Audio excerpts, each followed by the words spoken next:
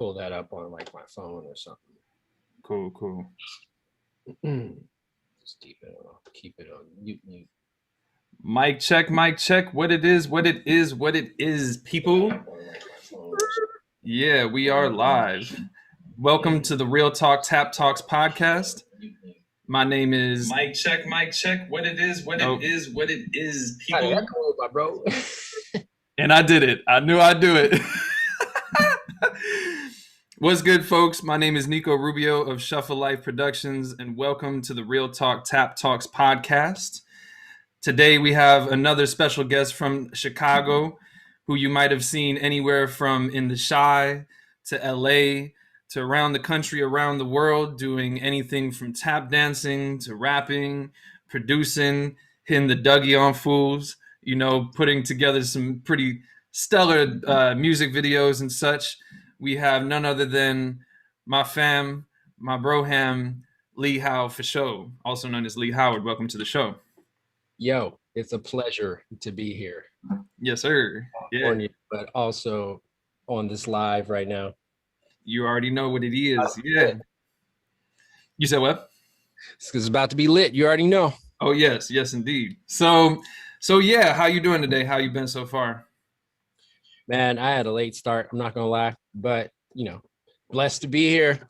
Can't complain. Just the grind, man. Just always. True. Yeah, 24/7. You already know. Yeah, shout out to everyone who's tuned in so far. Alexandra and Renee, appreciate you all for tuning in. Anybody else who we got from Instagram on over to here. So yeah, thanks for joining us. So yeah, man, this is for those who have tuned into our last few podcasts, last few episodes. We've had Skip Cunningham, Ted Lewis-Levy, Reggie Olahoofer McLaughlin. So we've been talking about like a little bit of older history. No disrespect on the word older, but yeah, to kind of just start like we have with everyone else and kind of first get to your origin story. So how did you get into tap dancing first and foremost? And did you do anything else as well, like juggling or gymnastics or anything like that? I was an esteemed juggler once upon a time. No, I'm just playing. I thought the people might want to know that. It's not the kind of juggling that you would typically think of. oh, watch out. But no, obviously when I came into tap dance, it was, I wouldn't say by accident, but it was just more so just right place, right time. I started at Sammy Dyer School of Theater in Chicago. That's where my origin was. And it also happened to be the origin of my mother as well. When she was dancing, she came out of that school as well. And actually Ted Lewis-Levy and a lot of other cats, Brill Barrett, Jemani, Star, Donetta, all of them came out of that same school. But I was literally just going into see a show because my sister was doing dance first before me, and she was had her recitals and such. So obviously I would go to the recitals to watch, and I just remember seeing like cats like Brill and Jemani tapping, doing this dope piece down the stairs, and I was just like, yo, this looks pretty sick. So not too long after, I inquired about it and eventually started taking classes there. But I mean, I wasn't doing anything in the regards to dance initially. I was more like in martial arts and sports, like soccer and basketball, and just those kind of activities. Just rough outside, getting dirty kind of activities that children do. And yeah, I was obviously drawn to dance from just being in the right place and just being introduced to it that way. And yeah, I got my start there. I was taking classes from like Idella Reed, who's also big in the scene, definitely in Sammy Dyer, but also Rhythm Is. And like I'm sure y'all, hopefully some of y'all have heard of Rhythm Is before. This dynamic, I think it was just a trio, but I feel like it was more, maybe like 3 or 4 of them. But like Sarah Savelli and came out of that too. Yep. But yeah, but let me just make sure my headphones aren't tweaking out. But yeah, I was taking classes there, specifically from Brill, and he actually when I did an interview with him not too long ago for their summit, Right. he reminded me that when I was in his class, I used to just be farting around because he would like, throw some steps out or some combination out, and like, I don't know, I guess I was just always real quick because I would just be farting around, and he'd just be like, all right, you do it by yourself, and I would already have it. So then he was just like, okay, all right. So then like soon after, I got the invitation to join Mad Rhythms, and then like I saw that, whoa, like most of my peers were already up in this, and not only were they up in here shuffling, they were shuffling tougher than me. So I was like, at first when I got in Mad Rhythms, I was like super intimidated because I was just like, oh, I thought we was on the same level, and I was just like, oh no, y'all out shuffling me right now. Like, I need to step my game up. So yeah, I mean, the rest is history as far as, I was in Mad Rhythms for, I don't know, at least like 7 years before I could, do my own thing. But yeah, that's where I really got that, push to in the direction of the dance.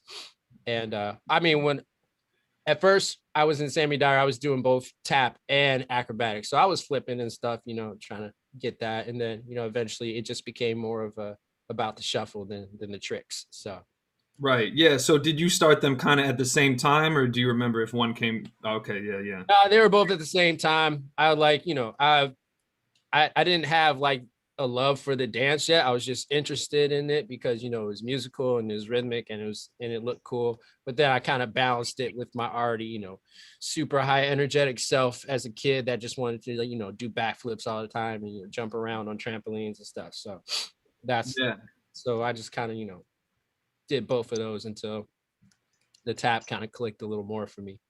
Right, right. Which is dope, because I knew this, of your history, but for people who might not know, it's interesting how like me, you, and Gmo have a similar origin, like for me it was gymnastics first, but still like once I started dancing, I was still doing that at the same time.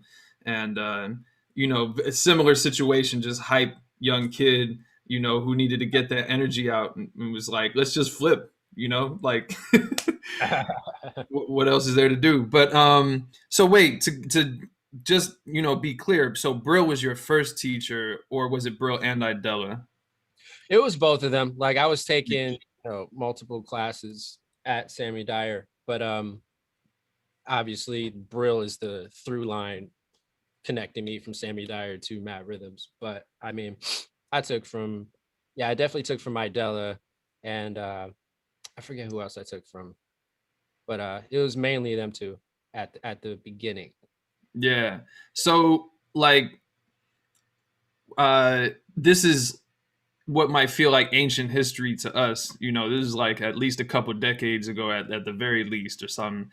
So, but do you remember anything from Idella's classes in particular?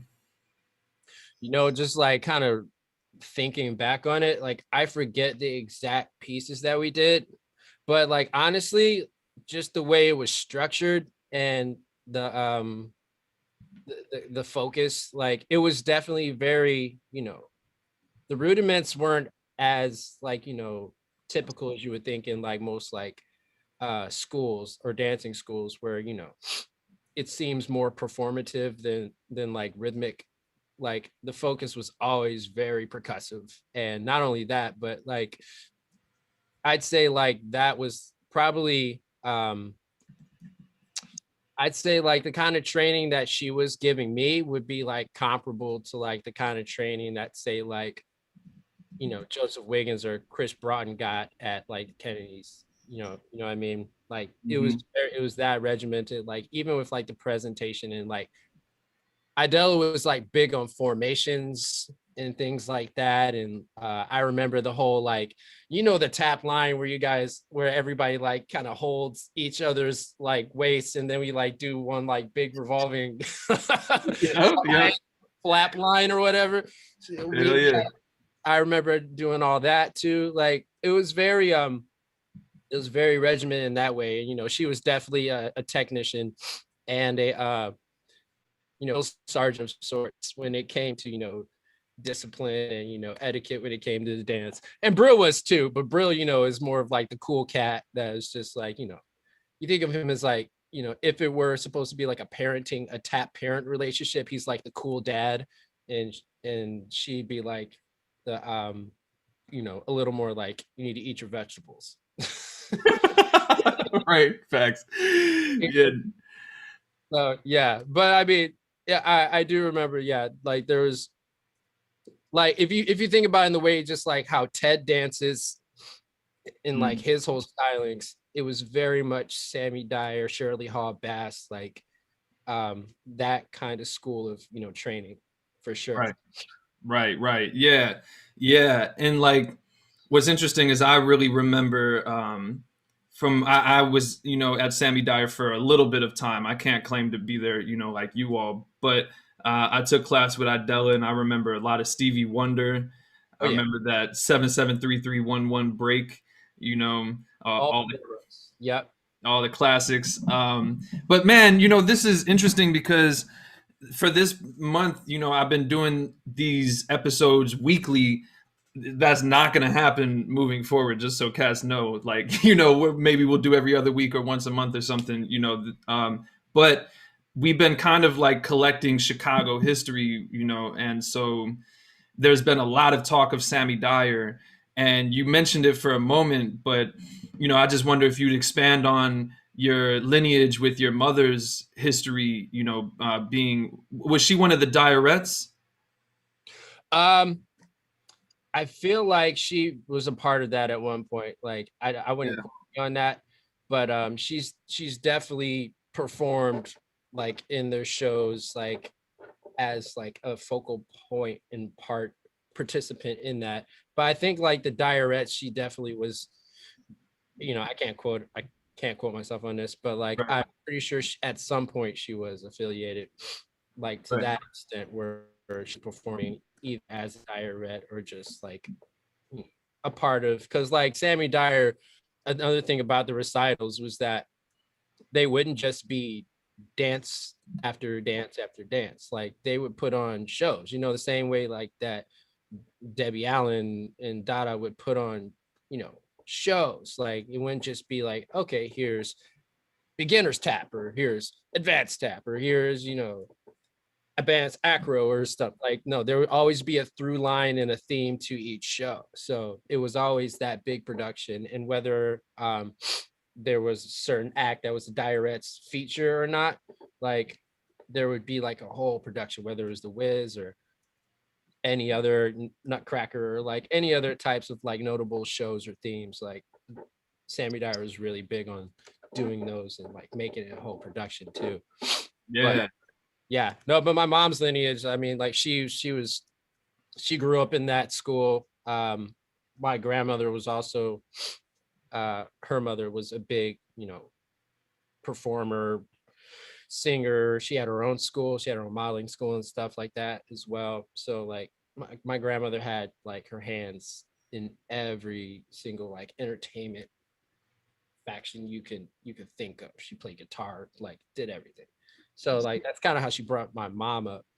And then my mom was just training in Sammy Dyer her whole life, at least her whole dance career, I would say, until like I mean, she eventually, had connects and, branched off into different like performing ventures. Like she toured with Sammy Davis Jr. at one point. And I believe the trio she was performing with was called, I want to say it's the Vashinettes. Don't quote me on that. I think that's what they're called. And she's even shown me pictures like in like her old photo albums of just like, performing everywhere with the big, huge, super Afrocentric fros, and like getting on Sammy Davis Jr.'s private jet, and like all this stuff. I'm just like, all right, mom. Off right now. Yeah. No, I mean that's lit, and that's I think worth noting. Not just our own history, but what happened before us, because that makes much sense for from your grandmother to your mother to you. you being involved not just in the dance but in music, which we'll get into. You know, for anybody who may not be familiar with you, you know, who's tuning in and who could see all of this in the background and maybe, you know, start putting things together. You know, you know what I'm saying? Yeah. So you mentioned, you know, going from Sammy Dyer to Mad Rhythms, and I feel like this history has been documented and talked about a lot recently, you know, with how Brill kind of recruited folks from his classes at Sammy Dyer, and there wasn't necessarily an audition process. You and being in class was kind of your audition, and you know, then you made it in the crew. But the interesting thing is, like, some people associate me with being like OG crew, but I came in like a year or two in or something like that. And just like, I feel like I maybe mentioned this on the episode with Star, but for me, you know, I started getting hip to Mad Rhythms through conventions, and, you know, my mother and sister more, you know, had a connection with Brill, and then we started going to the jams at the South Shore Cultural Center, tapping at the Shore Jams.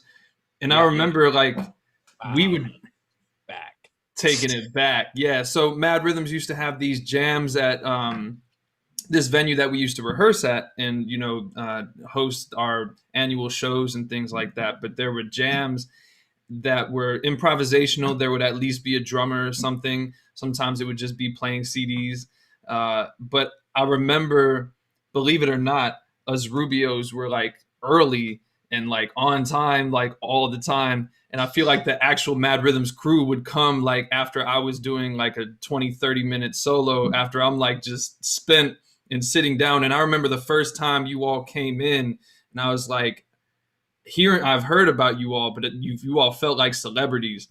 And this is going to sound maybe questionable, but I remember certain things that you all were wearing. Like, I remember you were wearing these yellow sweatpants. I'm like, who does that? Incredible right there.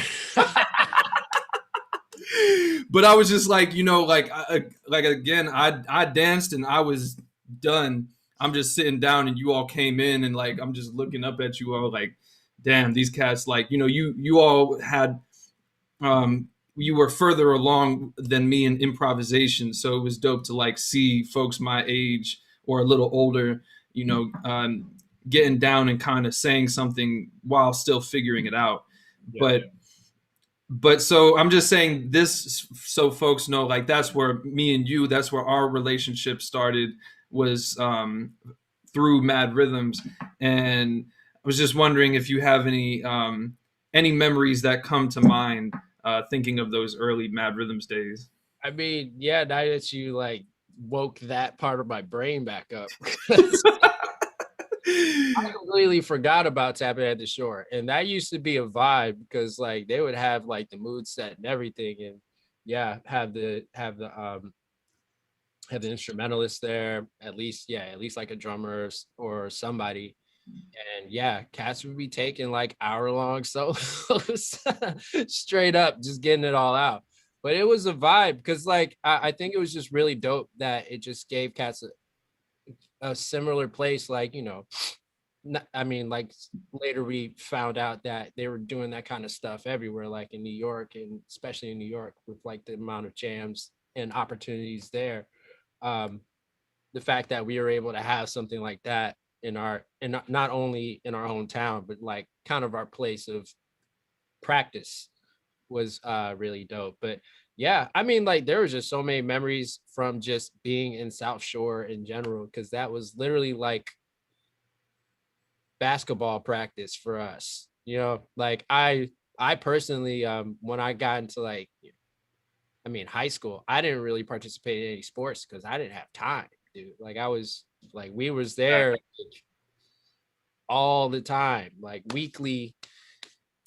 Sometimes, you know, especially when it was showtime, we'd be there the whole week, like straight out of school doing homework in the seats while cats is teching, and you know, still there. Like it might be like 10 p.m. or something, like cats need to be going home to eat dinner or something. It's just like, nah, we still gotta run the show. We gotta finish this piece that we're performing tomorrow. Right. Right. We wouldn't even have pieces finished sometimes. That was crazy. We'd still be learning stuff and be like, man, I still got to learn this whole joint. Oh, man. It's just like, right. And be having to perform it for like a school show the next day or something like that. And it was just a fun experience because it was just like, I mean, not only did it keep us out of trouble, like, not like we were all like out here like pew, pew, pew in the streets, but I mean, like it was something that we were all really invested in, but it was kind of became like our second family. Like, even though I wasn't like, I don't even consider myself an OG because there were a lot of cats that were there before me. Um, I'd say like I'm probably like OG volume 2, but Then I'm in the threes. but like what's his name? Vito? Vito, yes. I was searching for, I was just like, who was the other white guy? The full white guy. Yep, the full white guy, Vito. Yeah, I forgot about where. I don't even know if he's dancing anymore. But Right. yeah, I mean, there were a lot of OGs, and yeah, it was literally like just basketball practice for us, man. Like we'd be there all the time, be shooting in the gym with each other, and no, like I mean, and there's tons of memories. I mean, honestly, there's like the Showtime memories hit the hardest for me because it's just like, especially the school shows, because that's when we felt like celebrities. Like we were like the Beatles to some of these kids. For sure. I mean, I'm saying kids, but we were all kids. that Right, so, yeah. They so were our age or a little younger, a little older. Yeah. yeah, dude. Yeah, I mean, just to jump in to paint the picture a little something. So we would do kind of like Lee said, our rehearsals, our weekly rehearsals year round were on Sundays. But then like we were doing M.A.D. shows, whether we're getting paid or not. We did a lot of kind of outreach work or just like donating our time as a crew. So it was a very intense commitment. And also, shout out to folks tuning in. I just asked where folks are tuning in from. We got Minnesota, we got Brooklyn in the house. So yeah, that's what's up. But yeah, like we would it was a heavy commitment, but it was something that we definitely got a lot out of, being that like when it was our annual shows in October, we would start out with school shows, and buses would come in, and the energy was definitely lit for the main shows after that, but it was different for the school shows because like we were like celebrities to these folks, especially who were coming annually. And I just remember like it would be damn near the same thing every year, but the year that Jamani had a piece to Common's song B, which just starts with that bass before it kicks in, the curtains were just closed, and we would feel like the Beatles because you would just hear the audience like roaring and like starting to simmer and then boil, and then the curtain would open and cats couldn't help but cheese, like we're trying to be all serious, but it's like people screaming for you who can't who ain't gonna feel that. Like it's kind of unbelievable to think that such a young crowd was so hyped for a tap dance, but it was I mean, yeah, it was a different time, but like we were all young, and it was still just like it was something dope and fresh, and it just had that it had that young energy. I mean, it still does, but I mean, it was a different vibe when like when we were in our like super infantile like hunger days, when it was just like, yo man, I'm just trying to get these steps, bro. Like Right. I'm just trying to get this piece together. I'm just trying to get my shuffles correct on the left. It was just a totally different vibe back then. Yeah. But yeah, but that, I mean, we wouldn't be like, I definitely wouldn't be the dancer that I've become if like I hadn't had that kind of experience and exposure, and just like even just the amount of times that we performed, like you said, like we were doing tons of shows, whether it was like at like somebody's like school during like right before their lunch period or something, or if it was like at like Malcolm X College for like Kwanzaa or something. Like we were doing like big or small, we were shedding everywhere around Chicago. And it was even more dope when we would have those like, early morning news segments and stuff where, we would do those and then go. Then I don't know what happened with you, but like I would go to school and then cats at school would be like, yo, bro, I just saw you on TV. Like, exactly. Yeah. Staying lit back then, but Right. Trying not to ego trip off of that. But yeah, so I think it'd be dope to get into our ciphers, because so many people are always interested in like, how do we become, who we are as dancers. But just on that tip of the whole Beatles ish, do you remember that situation with me, you, Jamani, and J-Bo when we were just trying to leave after one of the shows to go get some lunch or something? Oh, are you talking about are you talking about when there was like that bus full of screaming folks and we like ran up to it and they're like trying to like rip our arms off? Exactly that. Yeah. No, it was a vibe. I mean, like that's the thing. Like we're all like we're blessed in many ways, but like we were all like handsome people. We're good looking people. So it's just like we would do these shows and the talent would go off. Right. And then like after the shows, there would be at least a handful of requests from the audience for like cats to come out and make appearances and like, shake hands or take pictures and stuff. And, cats would be trying to like slip their numbers and things like that to folks. Right. Like it was just a whole nother vibe because like, yeah, that really made us feel like, we were kind of celebrities because like, I definitely, had gotten like a number or two from, just being like, just doing my thing on stage. And then like after the shows, but like for me, I'd be like, I remember I would like, it would be Brill. It would be Brill. Like Brill would just be coming backstage and be like, Master Howard or Lee or something like, or Leezy. Like, yep. There's a young lady that is requesting your presence out in the audience. She just liked how you dance so much that she would like to meet you or something like that. But it's like that kind of stuff would happen to all of us all the time. And it was just like a whole nother level. I'd just be like, bro, come out here with me now. I don't know what's going on. Right. Yeah. And I mean, I'm gonna put Lee on blast because he was probably one of the most requested, because also like you were just beads. That's what it was. You said what?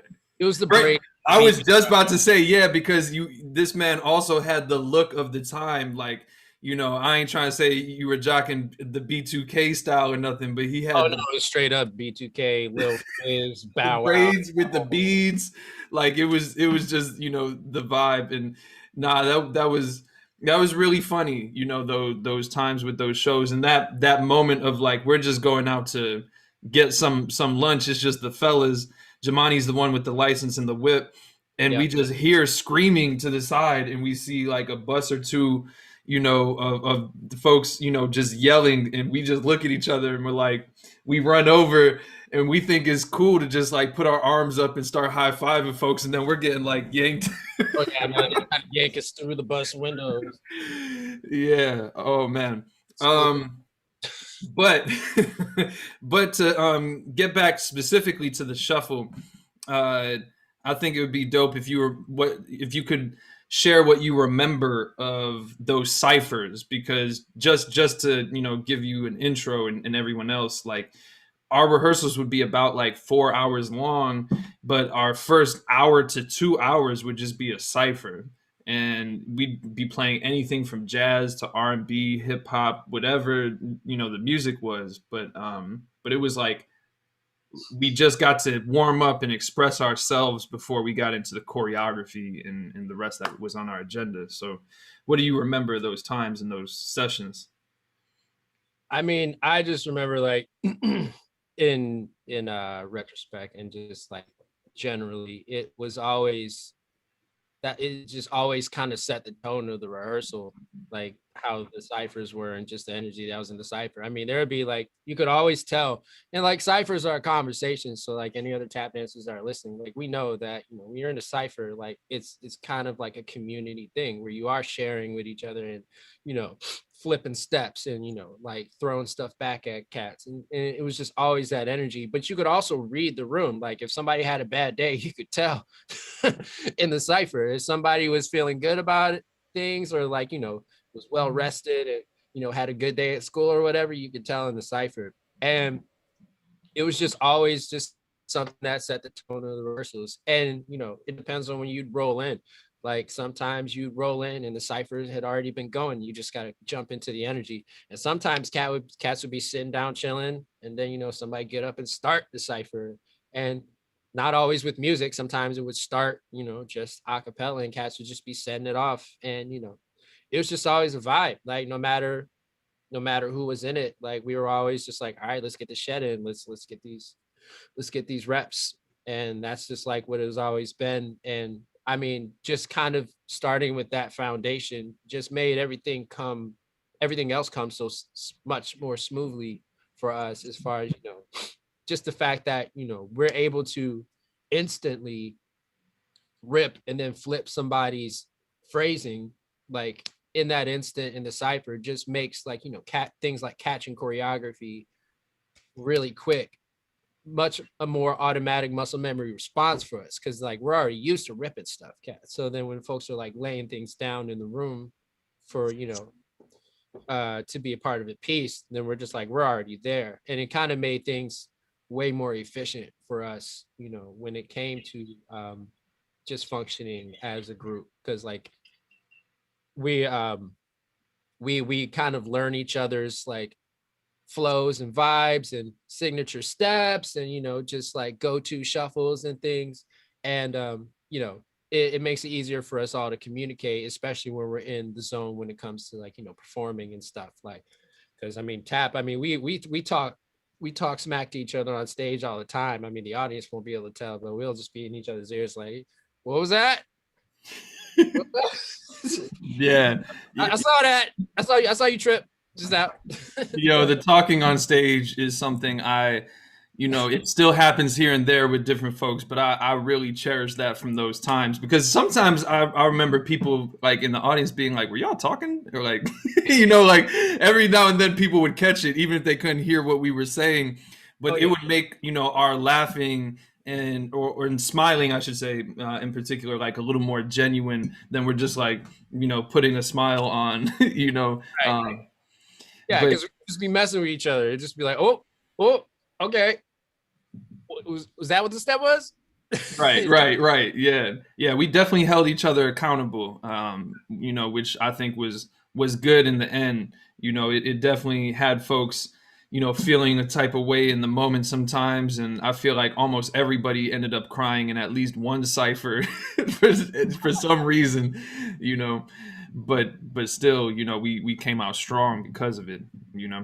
No, I mean, it's just like it's really what built us up as, like as a crew to be reckoned with, like wherever we went, like even later when we went to festivals and stuff, like cats just knew we were there Right. because what the kind of energy and ferocity that we came and brought to the floor with. And that just came from us just, constantly being on each other's heels, like, in the ciphers and, challenging each other and be like, oh, word, all right, I'm gonna flip that. And, just constantly doing that. And it was always friendly.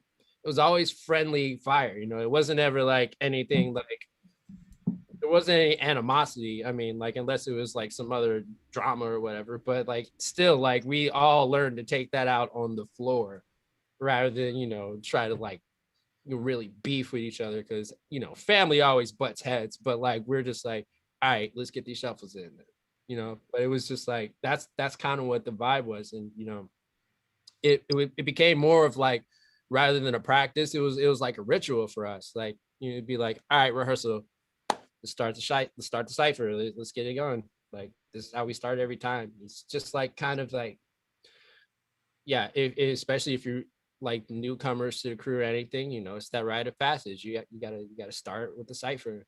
That's Right. what it's down to. I mean, even with like anything else, like it doesn't even have to be tap. Like it could be any other types of dance forms, or like music, or like, you know, musicians jamming with each other, or like you know, singers, you know, singing with each other. Like you kind of have to learn how to dance with each other, not just by yourself. And I don't even mean that in a way of like, you know, choreography, but just like learning to dance with each other and communicate, and, you know, just to like make that picture. Because, you know, even when you are performing and it is just maybe a hoofer's line or whatever, that is a piece, and, you know, you're adding to that piece. I mean, even if it is improvisation, your section is an integral part in that. And so what you bring to that table is just as important as, you know, standing in the back saying ho and doing pound and rows. So I mean, it's like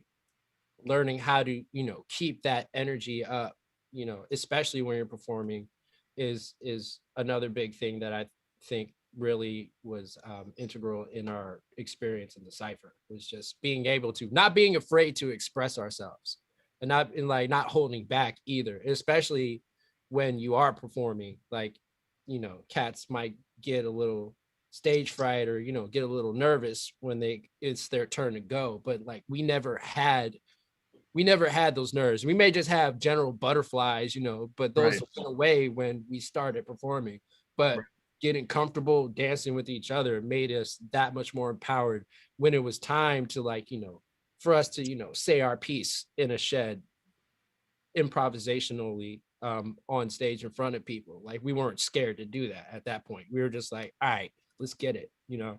Whereas like other people that might not be as comfortable improvising or performing, that's like a double whammy if you're not comfortable doing both. And I think just having that be one of our fundamental pieces when it came to practice and in our rehearsal life, that really just prepared us to just be fearless wherever we went, whatever stage we hit, you know, in front of whoever, whether it was like, you know, that's what I'm saying. Like at these festivals, I mean, we were tapping in front of cats like Leonard Reed and Jim Slide and Prince Spencer, Harold Cromer and stuff.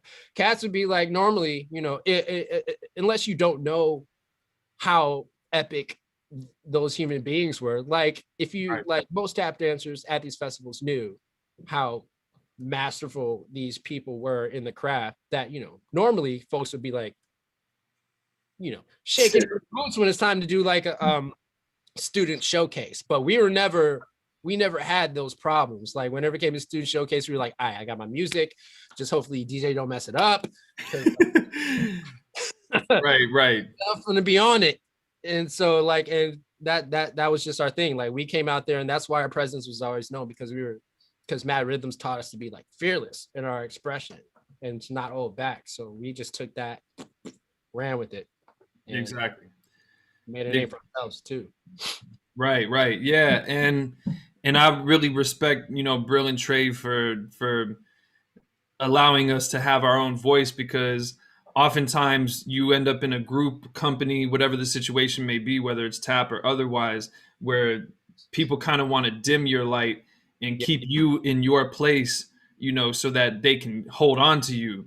And they gave us the artistic license to not just have our own voice, but to speak up and, you know, kind of figure it out on our own, not just like have their guidance and have them tell us what to do, but kind of like give us real life scenarios to figure it out. I mean, like Lee mentioned, we'd perform anywhere from, you know, somebody's backyard birthday party to the Kwanzaa Fest, African Fest at Dusable or Olive Harvey or Malcolm X.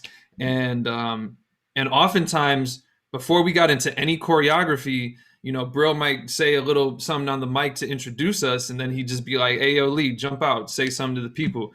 And it wasn't like you got to do 4 bars and then wrap it up. It's just like, use your own discretion to, you know when to wrap it up. And it wasn't like we were just on the side waiting while people were dancing with our top buttoned and just like, you know, like we'd be talking ish or whether it was that or supporting or what, there was a camaraderie that we had that also helped the confidence of us while we were out there dancing, whether someone was actually being supportive or like low-key clowning. It just it made it feel a little bit more comfortable. And I'm glad that for me, Mad Rhythms was like my tap high school or college. I had training before that, but I'm glad that I got that, like, while we all got that while shaping as young adults, ourselves as dancers and just human beings, period. But you kind of mentioned a little something about us going to different festivals. So, just as we're like kind of incrementally going, through your career, and kind of ours together, but what do you remember from those different festivals that, you might want to share, or what comes to mind first? I mean, that was like truly the introduction to, I'll say in quotes, the tap community, because like, I mean, for us, like we were all shuffling, with each other for such a long time. When we finally branched out and took trips to like St. Louis or New York or LA, we got a chance to like, meet people that were either from around the US or international as well, teachers and students alike. And just, it kind of opened all of our eyes to just seeing like how big tap actually is. I mean, like we knew historically the impacts that it had, and in our own community how like how good the energy was, but to see that kind of energy in other places be matched was a big eye-opener, and be like, wow, there's so many more tap dancers to learn from and dance with, and build relationships with. And I think this was kind of like around the birth of social media, Facebook and stuff, where not only were we going to these festivals and dancing and meeting people, where we were establishing relationships and maintaining these relationships around a year, to where it became one big a larger community connected. But obviously the first tap festival that was started by Robert Reed, RIP to that cat. um, um, it was the tap festival in my opinion. Like it was just like the way it was ran, and like just the energy of it. I mean, aside from like CHRP, which was another vibe, and it was like our hometown vibe or whatever, but that festival was just, it had such a warm presence to it. Like I like when it was over, I was just like, man, I can't wait for next year, because that was such a vibe. And like we would just be in the hotel, and like when we weren't dancing, we were either peeking into somebody else's class, or we were like going over steps that we learned, or talking to some of the faculty, or hanging around after class, just to get a little post class session in, or like a post class shed of some sort, whether it was with Slide or anybody else. Like I think like those times just really kind of not that it didn't awaken the hunger, but it just made us even more hungry just for information, because our eyes were just open wide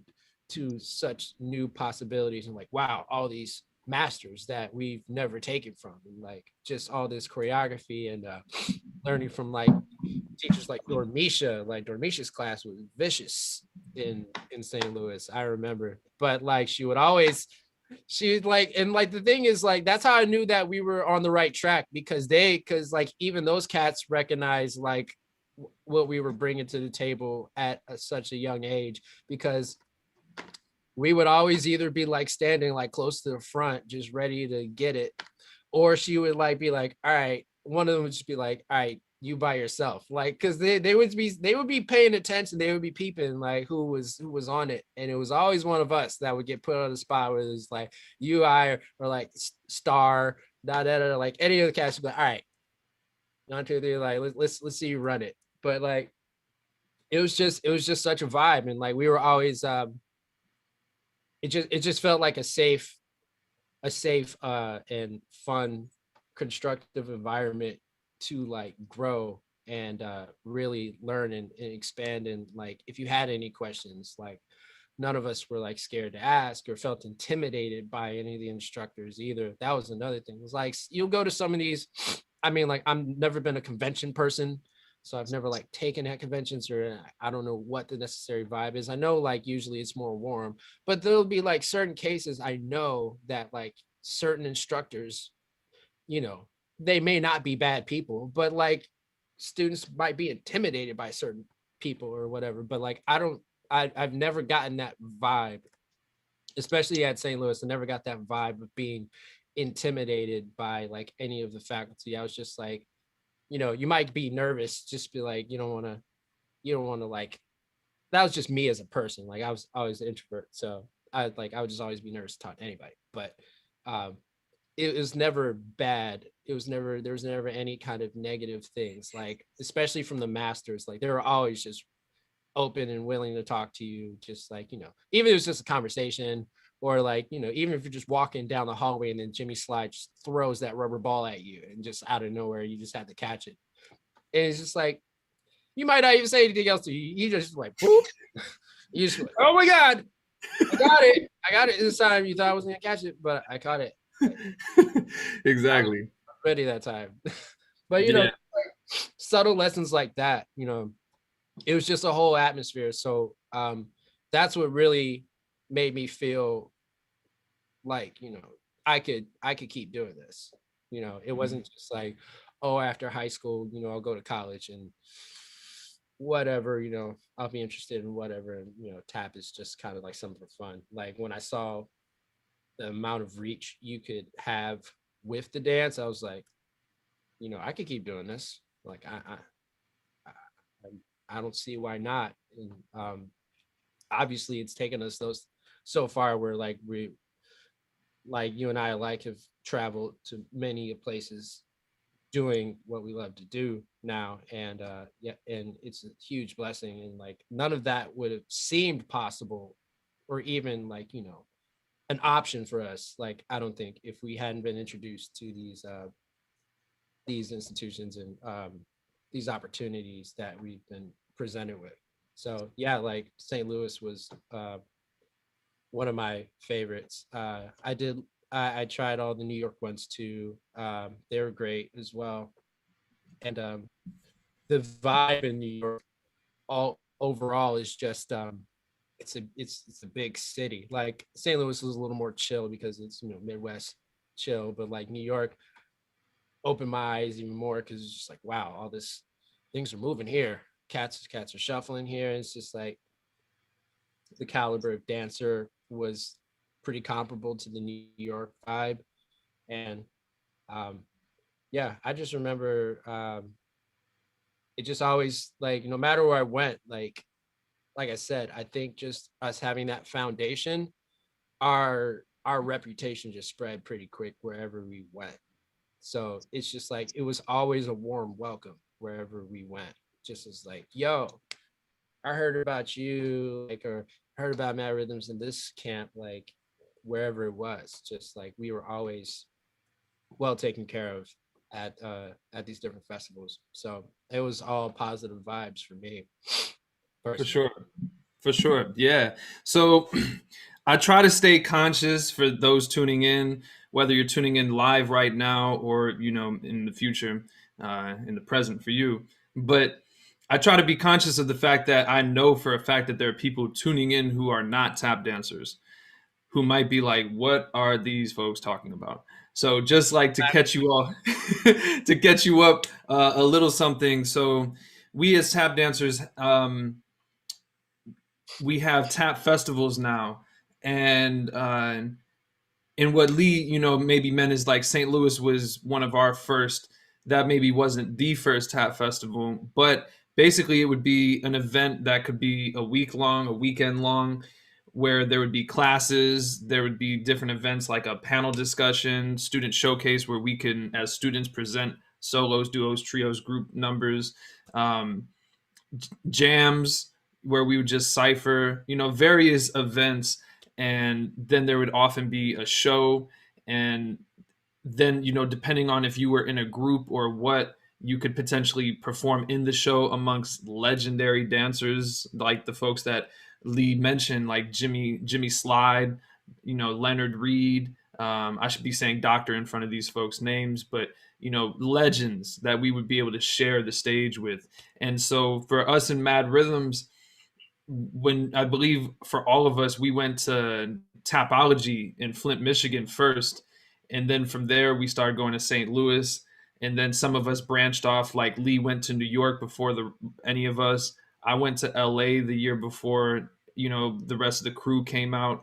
And then, we just, as a crew in Mad Rhythms, made a name for ourselves where some people obviously go as individuals, but we were able to not just represent Chicago, but represent this company and get really close to some of the illest tap dancers, not just of the time, but of all time, which is something that is really special in tap dancing, that we have such a to the side kind of art form. Sometimes it's like there's the entertainment industry period, then there's the dance orbit, and then I feel like sometimes it's like outside of dance, tap is like on its own, but because we're so particular, we have the ability where if you're a young up and coming rapper, you're probably not going to be hanging out with Jay-Z right away, but we had the ability to hang out with, like,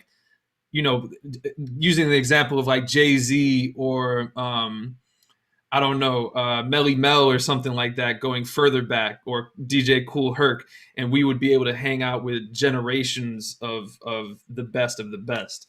So just to kind of let folks know what we were just talking about, who might not be so familiar, but this might be an interesting question. I don't know if you could pinpoint to one particular situation or something, but do you feel like there is a time where everything kind of just clicked for you as a tap dancer?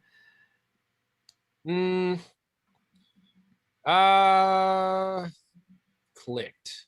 And this could mean like either within your own dancing, just in general, or like in your career, or like just something that stuck out as like, okay, either I made it or like I'm on the verge to. I'll say one thing I knew clicked for me, and it was post Mad Rhythms, but I think for me clicked as far as like my journey is concerned. I would say where it was like, okay, I know I can professionally go out here and hold my own, and not only hold my own, but like whatever you throw at me, I'm gonna be able to. Whatever's thrown at me, I'll be able to handle it. It's not gonna feel overwhelming or like at, like I felt like a gun for hire. You know what I mean? Like, and that was like when I started doing stuff with A.C.G.I, Jay Sam's group. Like when they initially inquired about me, filling in a spot for Jacob's Pillow, which was a really dope showcase. I had to learn quite a few pieces rather fast, and they weren't easy pieces either. As many of you may have taken a J Sam class or not, or whether you know who he is or not, he's always been a monster, on the shedding, and his choreography is definitely none to like mess around with. It's difficult. So for me, when I crossed that threshold, and like I would be shedding with him and learning his choreographies, and even like chilling with him in at his crib in Jersey, and like learning pieces there on his, on like on his platform wood that he had in his living room. Like that's when I knew I was like, all right, I think like I'm starting to like reach that threshold where I can now, not only am I able to handle this this kind of a gig, but like I'm doing this gig with people with not only peers that I deem as like very respectable dancers in their own right, but also like people that I taking classes from and studied, like, or like tapping me in to like be a part of their stuff. And I was like, all right, so maybe now I'm starting to like, actually be seen as like, a foot for hire that could, do some damage. And that's kind of when I saw like, all right, maybe I got some going here. Maybe I'm starting to like actually make a name for myself as not just as like, a student, but like as like, an actual professional tap dancer in my own right. So like I think that's when like I started realizing that, okay, I'm not just like I'm not just like a hungry student anymore. I'm like a hungry professional dancer now. Yeah. You know Yeah. what I mean, always a student, but now I was crossing over into, actually getting hired to do things other than like things that were associated with Mad Rhythms, I mean, because Mad Rhythms was just family. So that's where the comfort zone was. But when I started like getting hired myself for like to do things, that's when I was like, okay, all right, there's something to be explored here even further as like a professional career. So yeah, Right. I Right. think the ACGI, J. Sam Smith, Jacob's Pillow residency was lit, was super lit, and it was definitely a moment where I was just like, all right, Right. it's time to get Time it. to get it. Yeah. I mean, Get it. yeah, so to fill in the blanks again, like, so Jason Samuel Smith is one of the best tap dancers of all time and our time right now, and he had a company by the name of A.C.G.I, which stood for Anybody Could Get It. And what's interesting is as we were in Mad Rhythms, like Lee said, we started to branch off, and different folks got different opportunities. And man, that's something I didn't have an actual vision board, but if I did, A.C.G.I would have been on it. So I can't front. I was quite jealous that I never got that call, but it was still dope. That's the interesting thing of coming up as young adults, is like trying to, as artists, figure out how to be happy for your friends even when they're doing things that you're not getting called to do. So it was still dope to know that regardless of me not being a part of that, somebody from the Shy was able to represent in that arena, with the caliber of dancing that was being called for. So you mentioned though that you had to learn this material, or you got to learn this material, which was set at a very high bar. But you said, like, how you learned some things in J Sam's crib, on that classic piece of wood. But did you learn anything from video, or it was all like in person, or was it like a mix, or what was that like? I think for that particular gig, it was mostly in person. Mm, I'd say, yeah, it was mostly in person. Like, my memory escapes me if I had to study any video. I'm yeah. trying I'm trying to remember like the exact first time like I had to actually like rip something from a video. But I feel like if it wasn't for Jacob's Pillow, maybe it could have possibly been an A.C.G.I gig for a different venue where I may have had to like, learn some things off video and then, jump into the rehearsal and like kind of catch up in the rehearsal because some things might have changed, or, he might have been adding some pieces on. But I feel like for the most part with A.C.G.I, it was a minute before, well, it wasn't a minute. Like once I got everything down, I got everything down. But initially it was like a big game of catch up because cats like, whether it was Lisa or Melinda or Sarah or was Joseph in it? I feel like Joey did it at one point. Mm-hmm. Yeah. Uh, but like I feel like cats already had like a handle on the material before I did. So I was playing catch up for a lot of the time, but I was able to like, just once after some reps, I was able to just, just chill, well, not chill, but you know, be caught up with everybody else. But yeah, I mean, like I've definitely over my career in tap dance have had to learn plenty of pieces first, or at least initially from video, which is, I mean, like again, you know, it's just flexing that muscle of being able to, like, you know, look at something and just recall it from, you know, the amount of reps that we did coming up, honestly. But Right. yeah, I'm not sure if at what point I had to do that for A.C.G.I, but I know I had to do that at one point for sure, especially when he was like, maybe it might have been a piece, like there were some, he had, like, the thing is when I joined it, they already had some pieces in their rep, but I think for the Jacob's Pillow residency, he was either redoing a couple of pieces. He definitely restructured like one or two of the older rep pieces and then added like a couple pieces. So I had to kind of relearn certain pieces, and then I had to completely learn the new rep that he had put down. Right. But yeah, I mean, it was a fun experience. Like you know, I think it really it also challenged me in a different way as a dancer, and definitely improved my you know, overall dancing as a professional.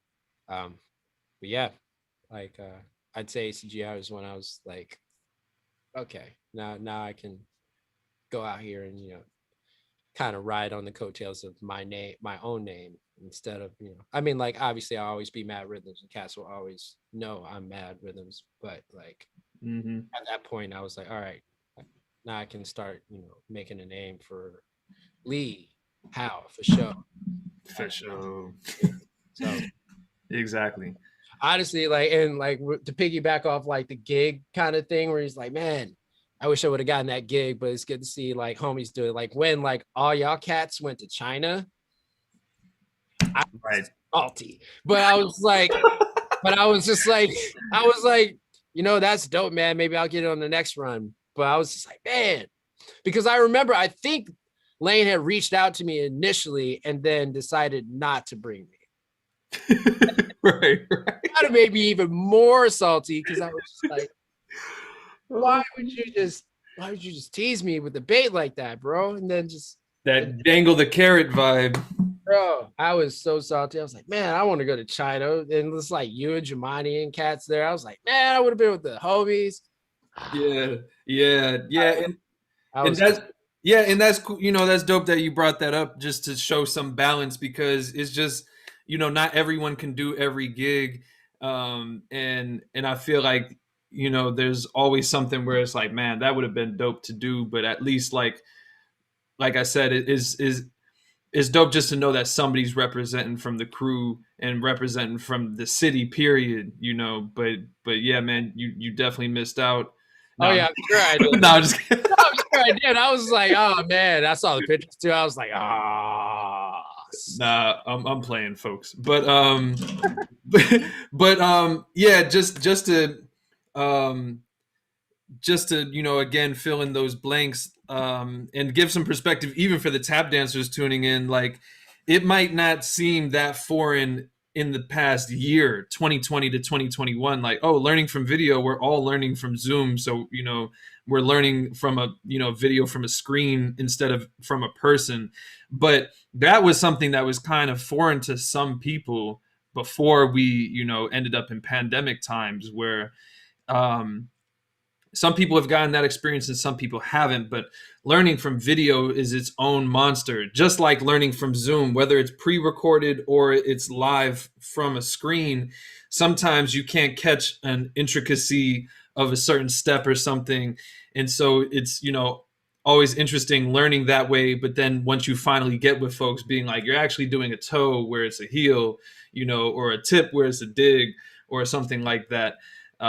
So yeah, like Also, I don't mean to cut you off, but like for the A.C.G.I thing, I do remember like when I was learning the footage from video, I was looking at show footage. So the difference now is that um folks learning from video now, you're usually learning from a class where like either you like you're getting a perspective of the instructor where you can see the steps clearly, or they're breaking it down in the video, right? Yeah. Whereas like looking and you try to rip from show footage, you're just looking at whoever you think's did step right during that show. Because believe it or not, some of the shows, like cats might, fugazi a step or two. You'd be like, wait, is it supposed to be on that foot? Or like, so it's like, I would always look at, obviously like one or two people's feet that I knew like probably did the choreography spot on to the T.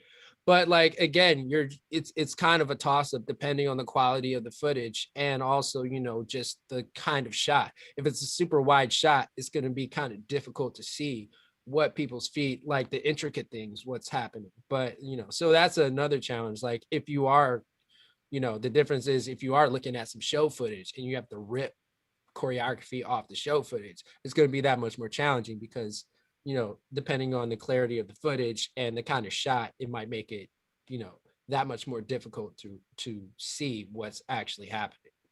So, right.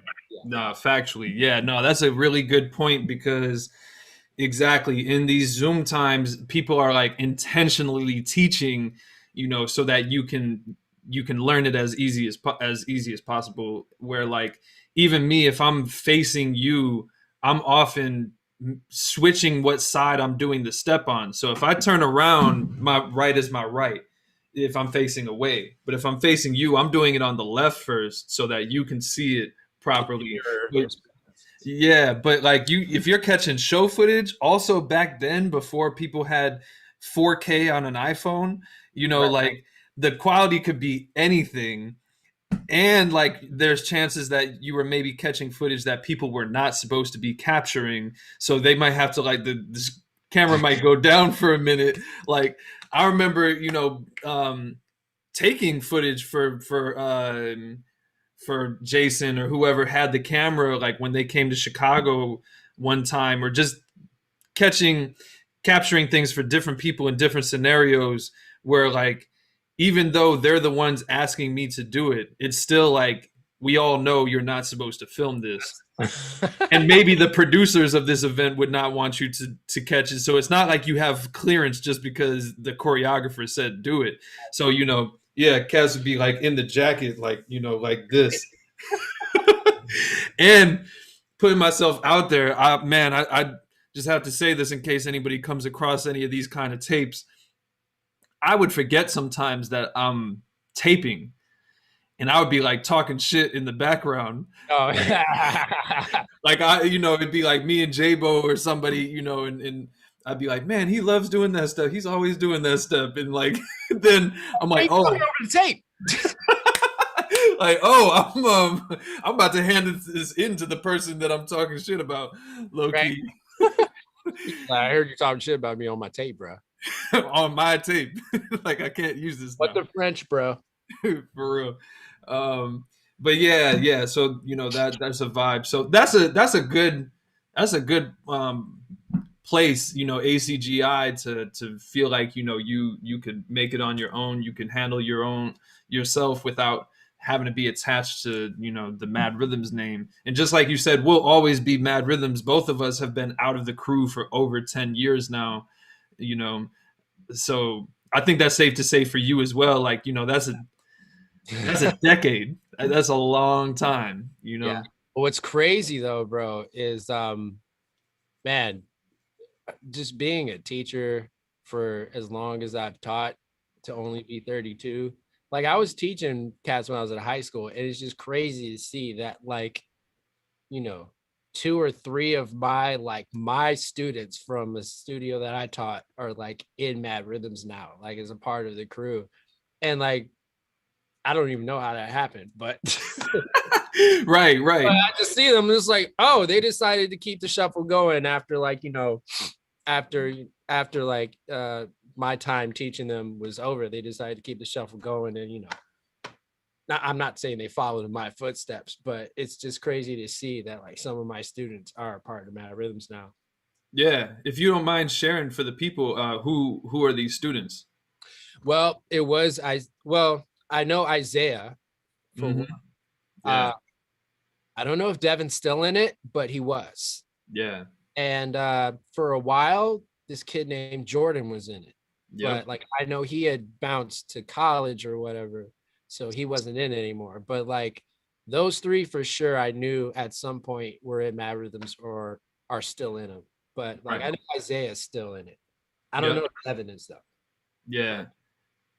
Yeah, I don't want to say the wrong thing, but yeah, at some point, and that's just dope. Lineage, that our students are now, in still dancing or whatever the case may be. So, I mean, it's kind of a crazy thing that we started teaching as young as we did when I think back on it sometimes, because like I was in high school.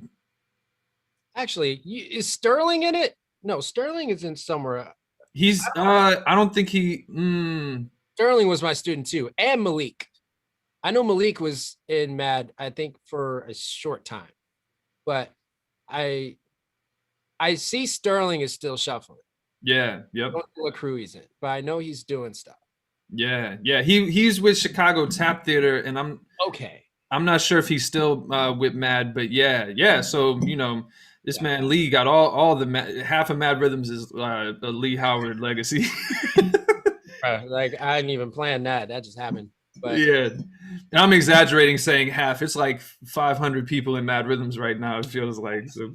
I don't even know, man. Like honestly, I don't know. There's like so many new faces. Right.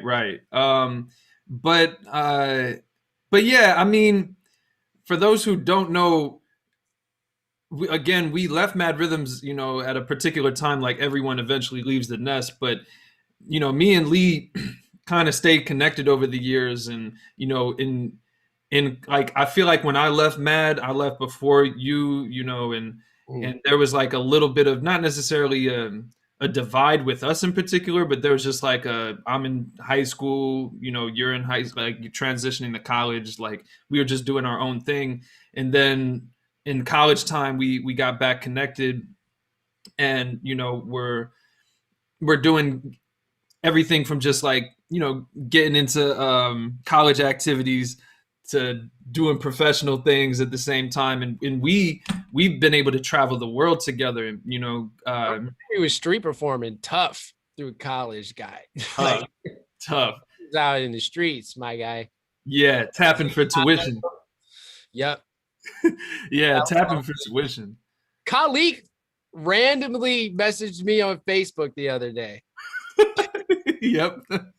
People don't know what we're talking about, but I forgot to tell you that. It was just so random. Like, I forget what he said. He was just, I think he was talking about you being bald or something. But that was it. Guys. Yo, that's hilarious because, like, man, so, we all are part of different groups and things. And when me and Jabo were the first two from Mad Rhythms to start street performing in the era that we did, like, Brill had done that before and all that. But me and Jabo became a part of this group with a drummer and a clarinet player. Drummer's name is Sticks. Clarinet player's name is Khalid Woods. And man, like we had the same kind of energy as Mad Rhythms, where we're constantly clowning each other. And even though we don't, connect as much as often as when we were in the trenches together in Illinois, we still check in every now and then, and it's clowning, like, yeah. That's hilarious. I'm not surprised, but yeah, Khalid Woods, super ill clarinet player. Yeah, and yeah, like me and Lee ended up street performing together and like really grinding in that regard. And as we'd label it, tapping for tuition, because that's like really what we were doing, trying to eat more than ramen noodles out here, Big. and doing putting acts together, not just like shedding, but like when we do the Taste of Shy, we try to put a whole show together. And there's a moment where you joined us when we were Illinois, and then when we kind of like when that group dissolved, it went from like me and Jabo, we were partners on the streets, to then like me and you, and then doing our own shows at the Taste of Chicago, this food festival, very very famous food festival out here. And we were like just the two of us performing whole shows where we were dancing, rapping. Yeah. I don't want to say acting, but like doing like audience work where we're just talking to the crowd.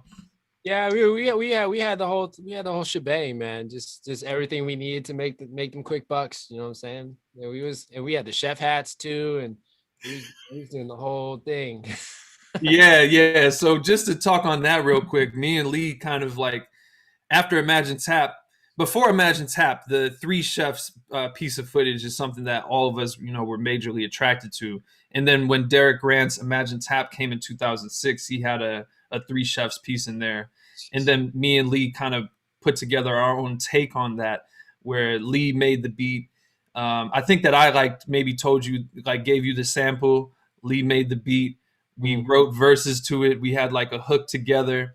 And so we did like what you would call song and dance back in the day, but like it was like a rap, the rap tap thing. And so to keep the theme popping, I was like, I bet we finna get some chef hats and some chef fits. So like I went to Roosevelt, I believe it was, college. The whole fits. Whole I forgot. Like I was remembering the hats, but we had the chef coats.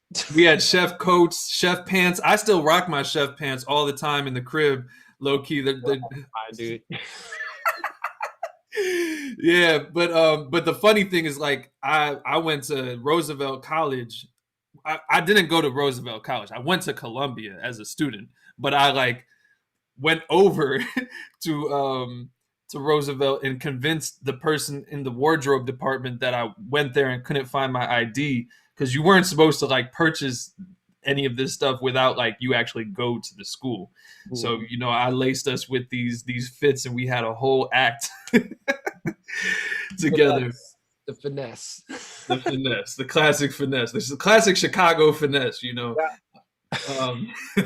But this is maybe a good transition going into how you got into music, because depending, for all of us, some people might know us from Mad Rhythms or for this thing or that thing, or not even tap dancing. Like some people know me for rapping more than tap dancing. Some people might know you more for your music and all that. But right. How did you get into everything you're doing now, from producing your own music to writing your own lyrics and recording yourself and all of that?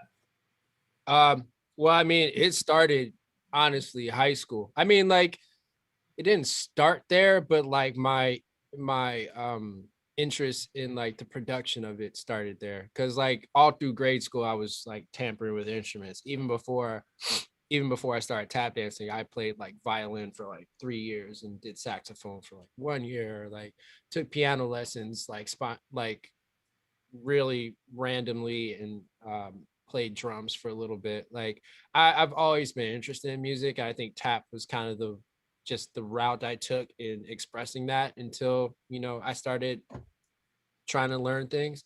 But yeah, in high school was when I really was like more interested in like the actual production musically. And I'd say, yeah, like towards I want to say like junior senior year, but it was literally, yeah, like the first introduction I got to it, like one of my homies from high school, his name's Jonathan McReynolds. He's like a huge gospel artist now.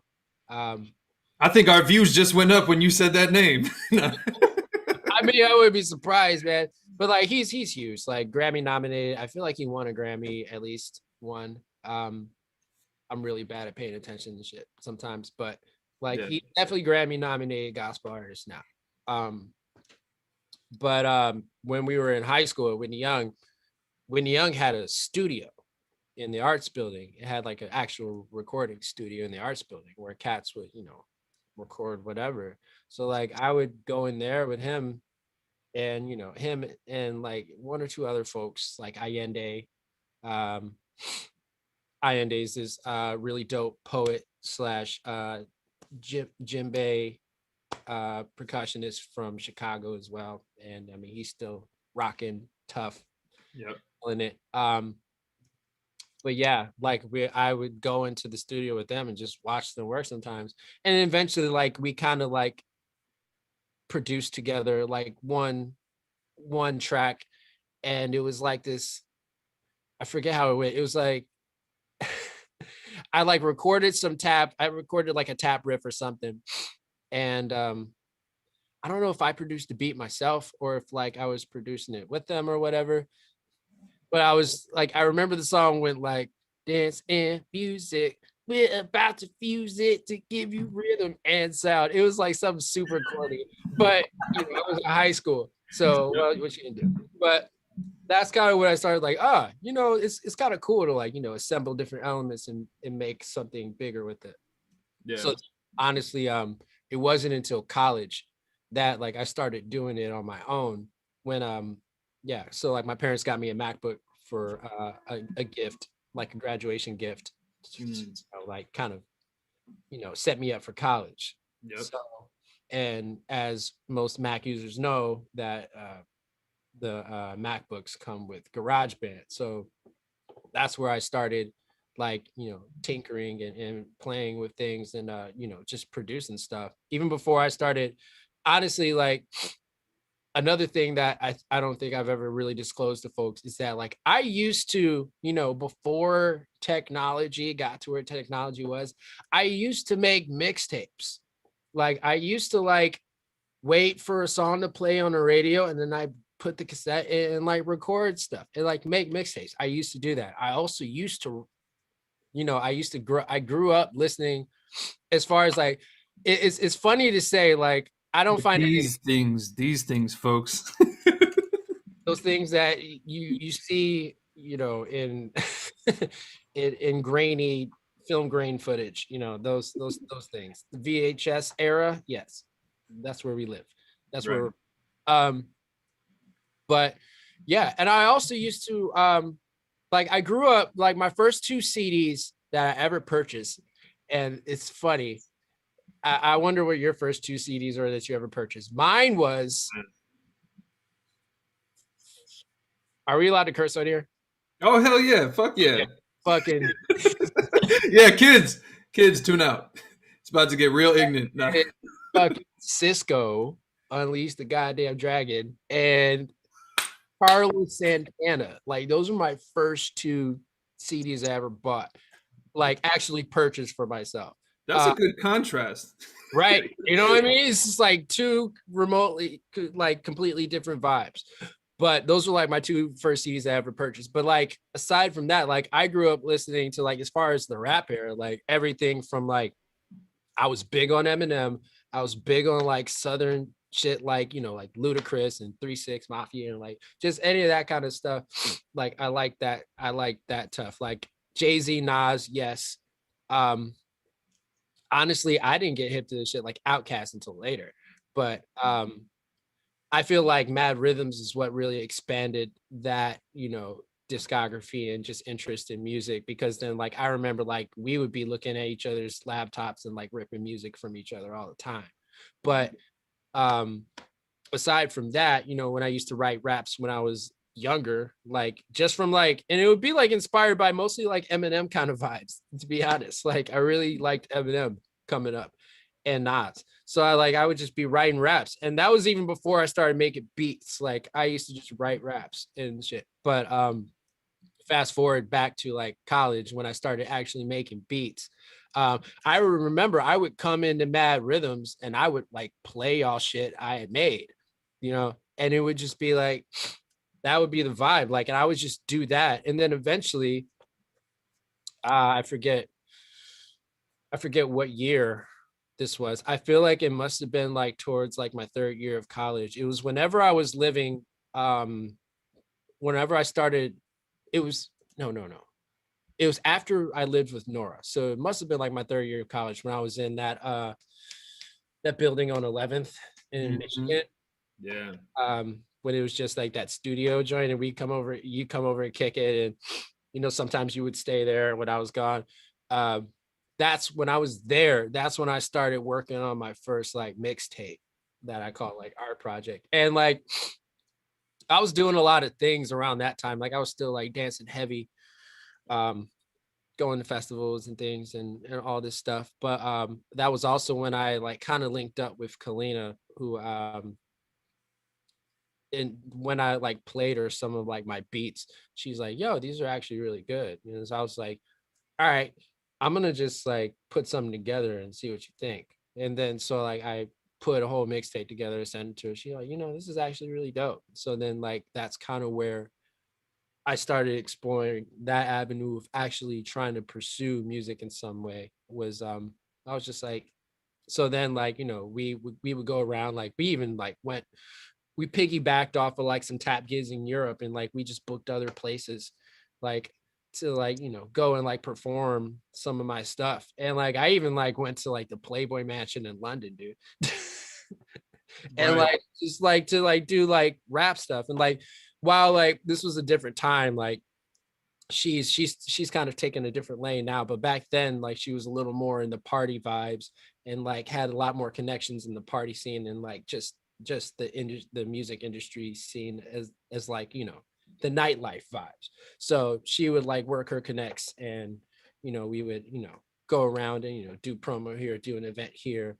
And yeah, that's how I got like started doing like really trying to chase music. And then, you know, I made another mixtape after that, and shot some music videos to it. And it became a little more apparent that I was actually enjoying to me, that I was enjoying creating in this way. You know, like it was, I felt the same kind of hunger to, you know, excel and to learn and to create as I did when I was tap dancing. So I was just like, this is dope. Like I like doing this. I like making music videos. I like, you know, I like making music. You know, I just like making music that, you know, people enjoy listening to, or if somebody enjoy listening to it. Like I don't even listen to my old stuff now, but Yeah. you know, you got to start somewhere. And yeah, I think um after that mixtape, I made two mixtapes, and then I made an EP. The EP, after the EP, well, during the EP, I moved out here. Like I was in Chicago for the first two mixtapes, but then the EP I dropped, and I came out here and did like a listening party for it out here, and like more like Hollywood type of events. And it's funny because like one of the events was like some VMA event, which had like, you know, Katy Perry and like a bunch of, you know, Akon was there, like just random people. Like I met Machine Gun Kelly before he started like popping off. Um, it, yeah, I mean, like, I mean, he does what he does now, but Right. I have no, yeah, I have nothing to say about it. But um, again, like I was just seeing like the kind of circles that, you know, I was getting in, and well, not even circles that I was getting in, but like, you know, I was kind of being, I felt like a fly on the wall in the right places. And I was just like, you know, I kind of like these vibes, and I like where this is taking me. So that just made me hungrier when I actually moved out here and started chasing it. But then, you know, things happen, life happens, and you know, certain things take you certain paths. And like I was doing commercials and all that stuff too.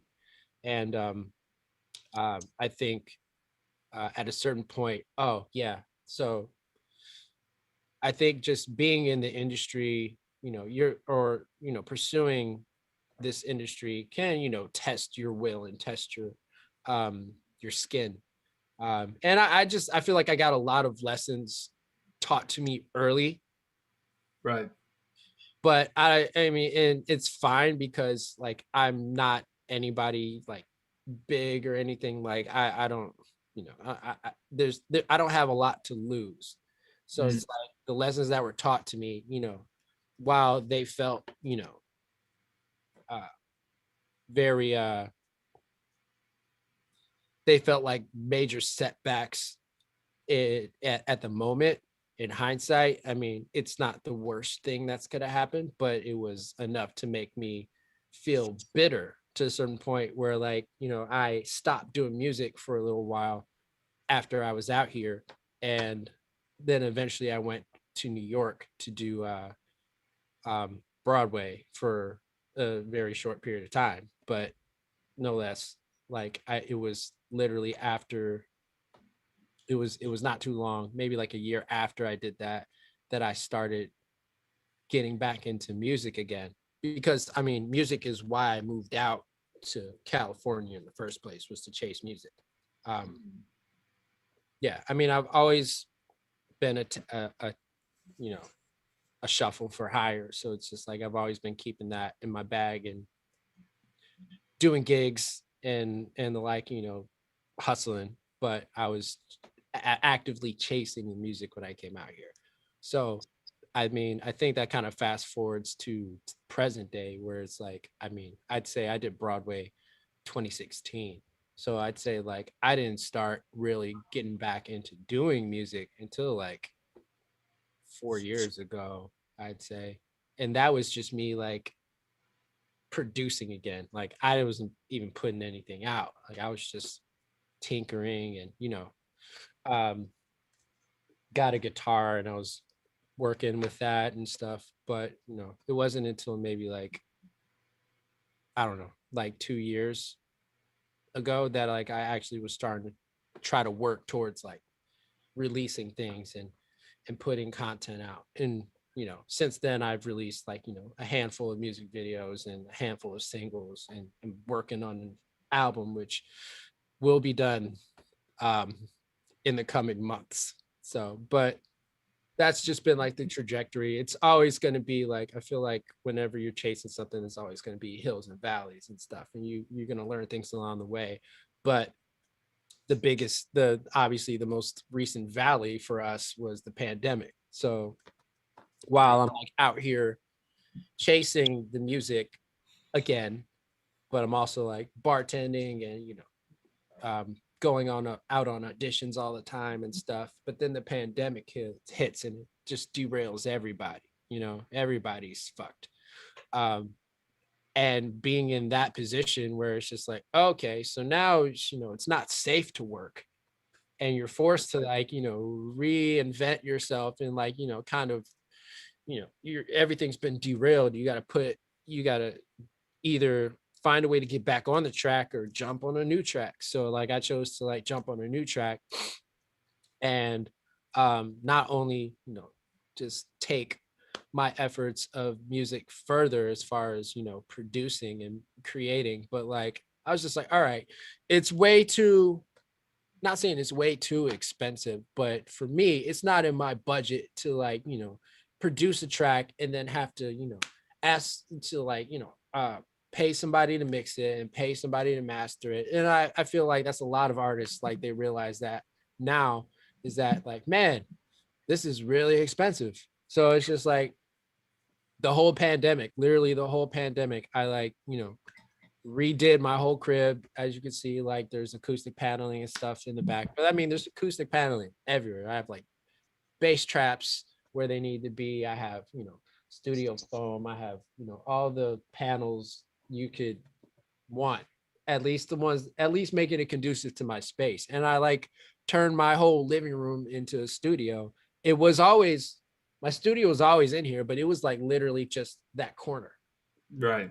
Yeah. But in order to like get it to where like I can make it work for me functionally, and I can hear my music properly, or at least a little bit better than I was hearing it, to net me a good mix when I'm starting to do this, I had to make some changes. So I decided to upgrade my equipment and rearrange how I was doing things to get into that. And now like I'm just like, and I mean, I'm still learning, I'm still growing, I'm still finding new tricks and things. Like, I mean, a mix is always subjective to like the client. Like the client is obviously gonna want certain things out of the mix. There's rules and things you can go by, but ultimately, it's however you want it to sound to you. But mixing is like a science, dude. It's not easy. It's tough, and there's a lot that goes into it. And I've just been on that grind of constantly just studying and getting my mixes better. And it's become more so a just another part of producing for me. Like the mixing part and element is just like, it just feels like I'm, it's just an extension of production. So Right. that's how I got into all that. And I mean, like, I've mixed like a thing or two for other people, but like it's been mostly my own mixes. But I mean, like, whenever you're starting in some new area, it takes a while to get some traction. So I mean, like, wow, I may not be a mixing gun for hire right now. I am preparing my tools, at least for my own um, efforts and my own projects and my own things, so that when I do release these things, it sound loads better than half of the stuff that might be put out there. Then the work will speak for itself. So that's like why like my whole kind of lifestyle has changed a little bit, as it has for everybody else in the pandemic. Everybody's forced to do things differently and try new approaches, whether it is like these Zoom classes or anything like that, or podcasts, like just the whole, like everybody's been forced to really be innovative and try new things and step out of their comfort zones in this. And I feel like it's kind of like, I'm not saying the pandemic is a good thing because it was terrible, but it did force me to really dive into this lane a little deeper. Because like before, I was I would be I was always making music and stuff, but my main source of income before this was bartending. Aside from any gigs I had, is bartending. And I like bartending, it's great, but that's not what I came out here to do, you know what I mean? So in the end, you get derailed and you get pushed off your path, and things will you know make you have to go around the hill or whatever, you around the wall to get to where you got to be. But at the end of the day, the global situation forced me to lean in to what I was already trying to lean into since I moved out here. So that's pretty much been my journey with music. And yeah, when it comes to these music videos and everything, as high quality as they look, believe me, I am pinching every damn penny I got to like crank those out. So yeah, they'll look like they got big budgets for sure, because I want you to think they got big budgets. And they're big, and they're big enough whereas like, coming from one person, it may seem like a lot. And somehow I pull it out of my ass to make it happen. Because like I don't like to put out amateur looking shit. Like I want my shit to look like it could compete with industry label type shit. So that's all you're gonna get from me from since I started back on this journey, and from here on out, it's always gonna be that vibe of just getting quality visuals, like, and like just to tell you how hard it is, like from the behind the scenes thing, not like on some like starving artist shit, but like literally like when I shot this new music video that's going to be coming out probably top of next month. But like when we shot it, we went up to Big Bear, right? Big Bear is Big Bear is probably how Texas feels right now. It's that cold. And yeah, snow. No, it was like, and the thing it was just me and Becca going up there, and we literally had to shoot everything by ourselves. Like we didn't have any help. Our help flaked, which is like, but like we had to shoot a whole music video, and it was like multiple characters, like, and they were all supposed to be me. So ideally the help would dress in the other outfit so that I could do the acting with the help. But no, I had to do quick changes while my hands are like froze and my feet are frozen stiff, and just be like, okay, you just shot this take of like me jumping off this super high rock into the snow. And then like, okay, now I'm covered with snow. Now you got to change it to the other outfit, and then just be on the bottom looking at the person jump or something like that. Like literally it was every single shoot that I've done, aside from the distractions one, has been like a test of will of sorts. Like even the one where even the people love video where it's like I'm outside and we're in Palm Springs and we're by a pool and stuff. Yeah. Even in that, like just know that the floor outside the pool is like 120 degrees. Like Right. there's no, just like, yes, it's nice and all. We're in the desert, but it's hot as fuck. And not only that, shooting like the car stuff, like with the top off and everything, we're driving in a desert. So it's like you're getting wind on your face, but it feels like you're in a fucking stove. Right. Wow. And at one point, we were pulled over to the side to because we had to land the drone because the drone's overheating. And fucking the car gets stuck.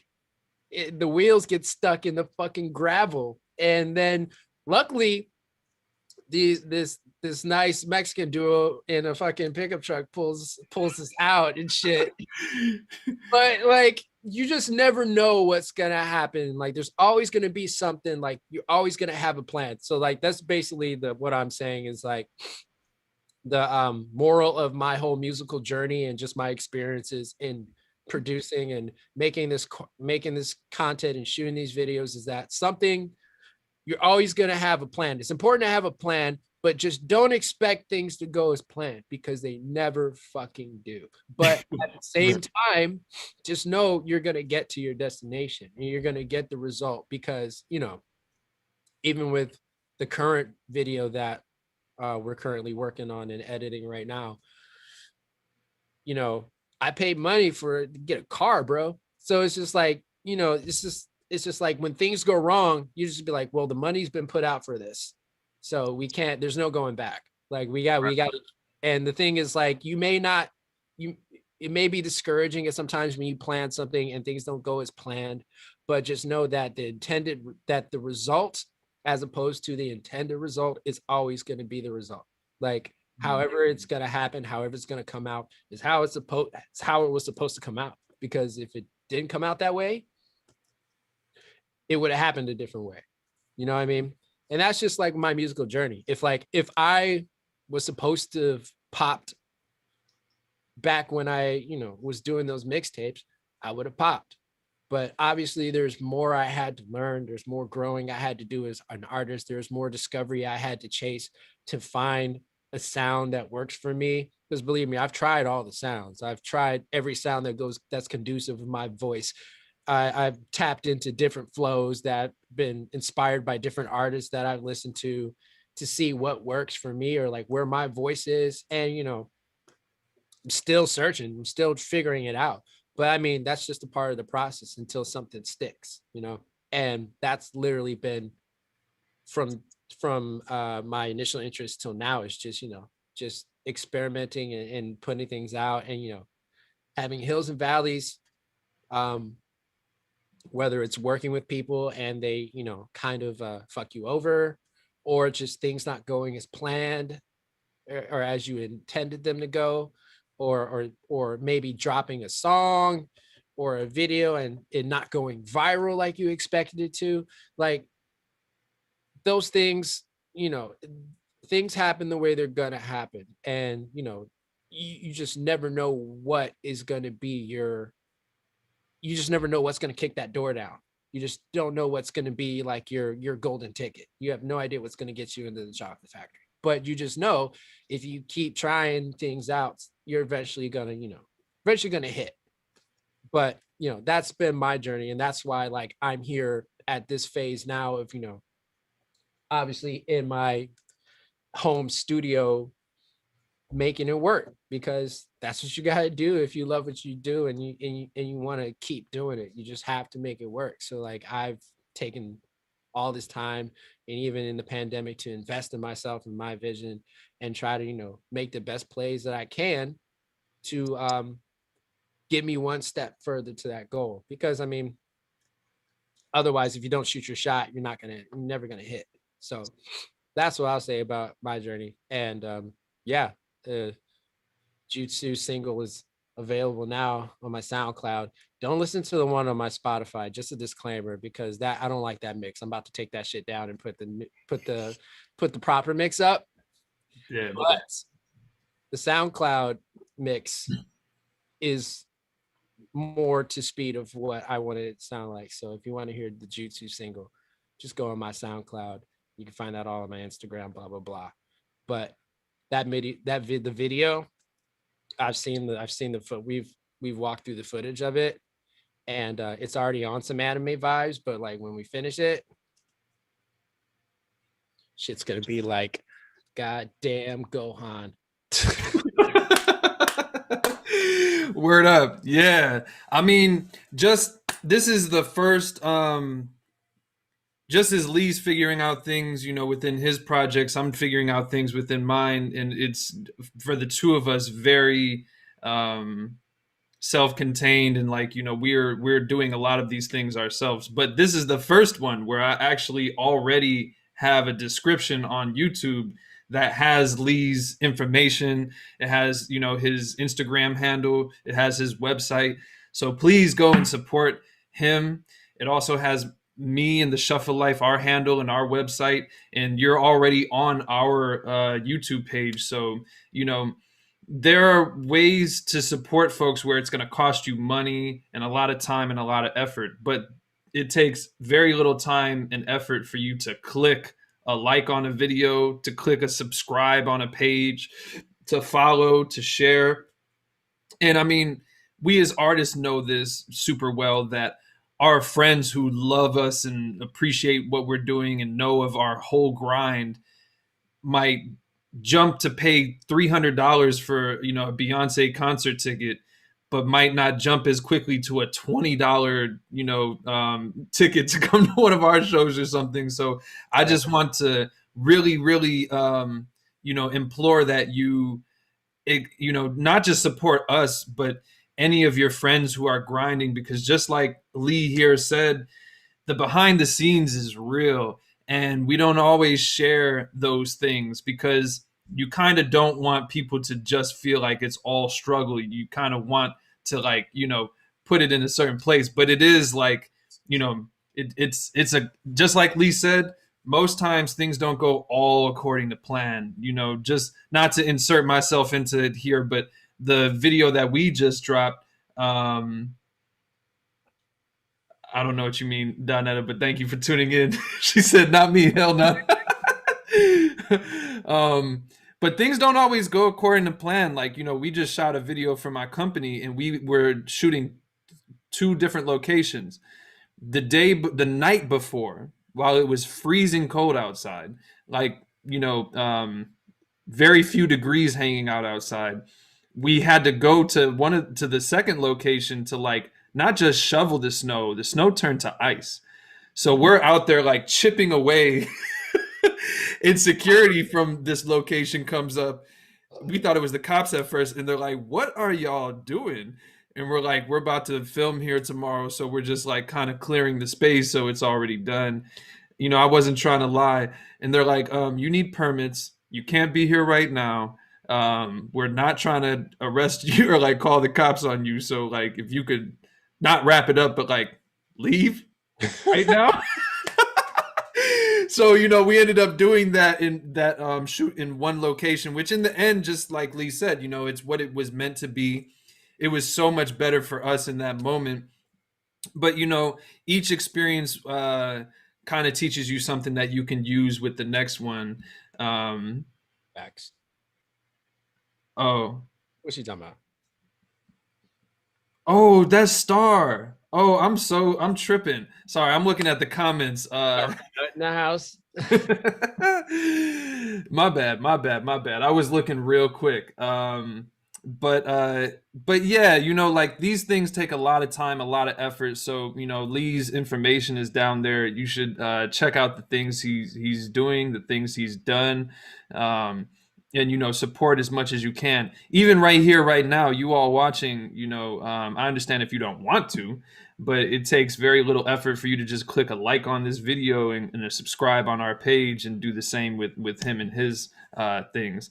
And like, one thing I could really respect about the homie Lee here is he really puts a lot of effort and a lot of thought into the things that he's done. And before he moved out to LA, I've been able to see this firsthand, and even plays, make some cameos in a video or two. I can't remember if it was one or two, but Yeah, that's for sure. yeah, for sure. Yep. Yeah. Got to get in tune with my Mexican party side. You know what I'm saying? You had a tap cameo in there too, though. That's right. That's right. Yeah. And just to, I haven't told you this on a personal level, but I showed my nephew Xavion this video like a minute ago. I'm forgetting. It was like probably a year or more ago. Like after a rehearsal one day, you just got brought up, and I was like, have you seen any of Lee's videos? Because he was like getting heavy into YouTube, and he's like, nah, I didn't, even know where to look for him. So I showed him that one first, and he was like, dude, this is amazing. He's like, this is like real good. And I'm bringing that up because Debo. It was his birthday, on Groundhog's Day, February 2nd, and we're getting lit, drinking Capri Suns and just hanging out. And he starts like rapping the hook. Oh, really? Just out of nowhere, like, just like, to himself. And I'm like, wait, what? Isn't that Lee song? He's like, yeah, man, that should have been a hit. And I was just like, yeah, so honestly, that was like, if I had to look back at my mixtapes and like pick like any songs I would still rock with, it was that one. That one was actually a decent one. Right. But yeah, that's funny. I forgot about that. That's definitely on my. That's definitely one of the videos on my YouTube that I kept public. Yeah. I know the vibe. Sometimes you're like, you know what? Even though it took a lot of time and energy, I'm a little further along now. Let's keep the focus on, Yeah, it's just, I mean, like, I've shot in quite a few music videos, and they're all been like pretty they've all been pretty quality as far as like the actual quality of the video, but like the songs necessarily might not have been my strongest, except for Fasho. Like, that one was good, but like the rest of them, I was just like,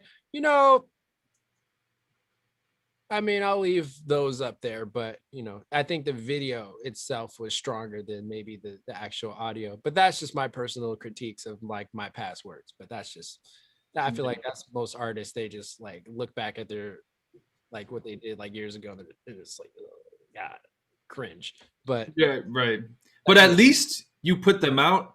So props for that, because I have so much that I just never put out because 5 minutes after I shoot it or record the song or whatever, very little of my music has reached, public. But not long after, I'm like, I'm over it. Let's focus on the next thing. Ooh. And whether it's a tap video or otherwise, people have like been involved, been in the videos, and been like, yo, when is this thing coming out? And I'm just like, never. I'm sorry. It was mad effort, but yeah, my mom's just in the comments saying she's texting me some history. Every time I'm doing this, I got people texting me at the same time. It's cool and all, but like what I want to do in the future, just to speak to this, is I gotta like test it out, because I want to see how it looks, but I want to include some pictures and some videos and some things so that people can like get some visual representations. I just got to do more research so that I don't get in trouble for sharing certain music and certain things like that. I feel like all your stuff is pretty good because you're not really using samples as much. I don't, not on any of my recent stuff, but like anything that's out, I'm not like, it's not going to get flagged. Not my shit. Right. Yeah. But just, with time in mind, go check that out in your own time, folks. Check out all his stuff. And so one thing I want to get to, because you asked me, can we curse on here, which I should have mentioned before we went in, before we got started, but just for those who are tuned in, say like, fuck. And then you're like, oh, exactly. No, it's good you asked. But just for those who are tuned in, like, I'm going to talk with you, Lee, on this, but like, it's been an interesting journey just for me personally as a tap dancer, and then as someone who's been in, engulfed in the hip hop community and in that genre period for so long that, like, as tap dancers, I feel like we're kind of moved to kind of hold ourselves to, like, not just professionalism in general, but a more classy kind of approach. And then on the other side of things, like in this hip hop crew I'm from, when we're doing shows or when we've done things, I could just be all of who I am without having to hold back my language, without having to worry about me drinking or, burning reefer or anything like that. So, I'm trying to find the balance. This is something that me and Lee talked about, before we got on, with like what to share, what not to share. It's an interesting balance. But I'm just letting folks know, like, forewarning, that I'm still trying to like ease in a little something, but it's gonna go there. Like, I I feel like I can only for so much longer, not necessarily hide who I am, but like, dial back all of who I am. Not everything needs to be public, but at the same time, like, we're in a different day and age right now where, people are becoming more acceptant of something like weed in particular, where it used to be, and still is sometimes, where people will scold you for smoking, but you could drink and it's all good, and that's worse for you than the smoking is. But I just wonder for you, also as a tap dancer and a musical artist, do you ever struggle, or do you have thoughts on like balancing what to share, what not to share, what's professional, what's just real to your essence, and that whole thing, with whether it's your language or drinking or anything else? I mean, personally, I think it's it depends on, what you identify as like a part of your brand. Like, for example, like Jay-Z doesn't, you don't see Jay-Z smoking weed anywhere. But I mean, Jay-Z's also rapped in his lyrics about, selling crack. So it's just like, it's the same. It's like, it's not even like the do as or like don't do as I do, or like do as I say, not what I do, or whatever. Right, But right. at the same time, it's just like, you have cats like Snoop Dogg and Wiz Khalifa that have literally built their entire careers off of smoking weed and then I don't think, like, for example, like, if we're talking about specifically weed, it's the same thing as alcohol. Granted, you don't see like, I don't get auditions for like, you know, a CBD brand or a strain of weed to promote on TV yet, because I don't think it's gone there yet. But Right. I mean, like, yeah, I've gotten auditions to go, audition for a commercial for a liquor company. I mean, they do that. I mean, like, obviously Super Bowl, they have ads for like beer ads and other things like that. Is liquor terrible for you? Yes. Does drunk driving kill a lot of people? Sure does. Do people die from alcoholic poisoning and like cirrhosis of the liver? Sure do. I mean, that doesn't stop people from drinking. It doesn't stop people from smoking cigarettes, even if they read on the label, this shit will kill you. People will still smoke cigarettes. So for me, the whole idea of weed being taboo or tarnishing your image is bullshit to me. Now, whether or not you want that to be a pivotal part of your branding is up to you. Like, I mean, I don't consider Joe Rogan a pothead, but Right. like, will he smoke weed on his podcast? Sure. But I mean, it's the same to me. I would treat it the same way as like if I were taking a sip of wine on my podcast or some shit. Like, it's not going to be something I'm going to do on daytime television. I'm not going to like go on I mean, like, I'm sure some artists or music artists might go on like fucking Oprah, and well, no, I don't think anybody would go on Oprah and just light a joint up.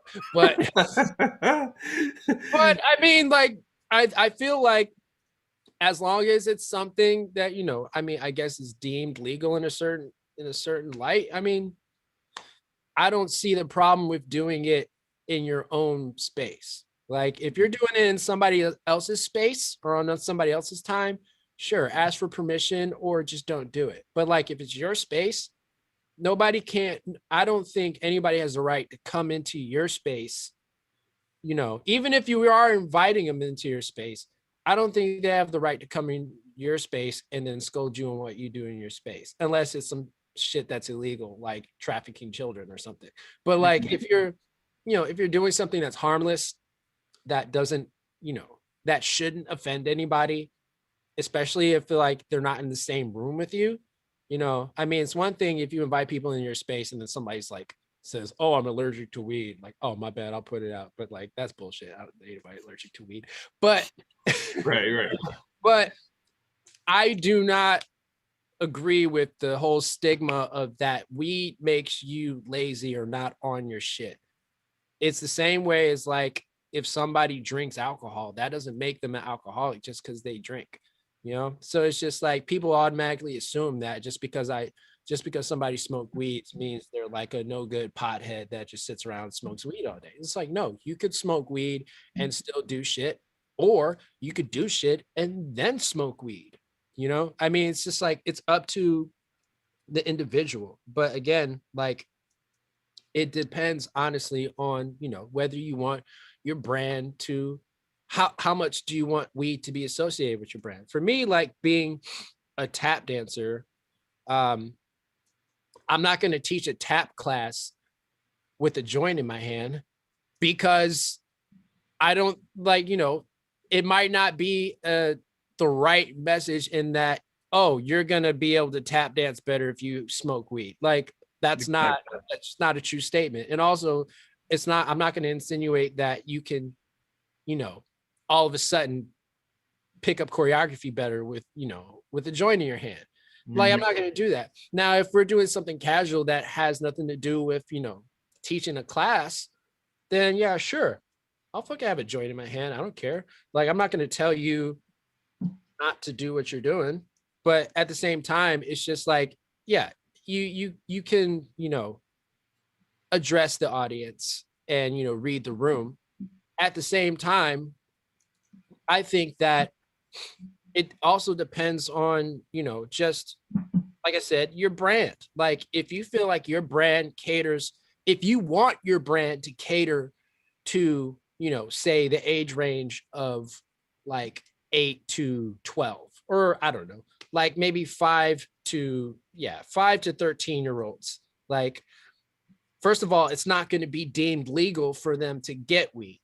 You know, they can't walk up into a dispensary and buy weed. So like, no, I'm not going to smoke weed on something that's catered to that demographic. But if I'm building my brand and I know my audience is like 18 and up, oh, hell yeah, I'm going to smoke weed because like it's legal for them. Granted, whatever they decide to do and whatever, you know, again, they're deemed legal to do these things. So it's like whatever they decide to do or however they were raised or whatever kind of background they have or their opinions on it.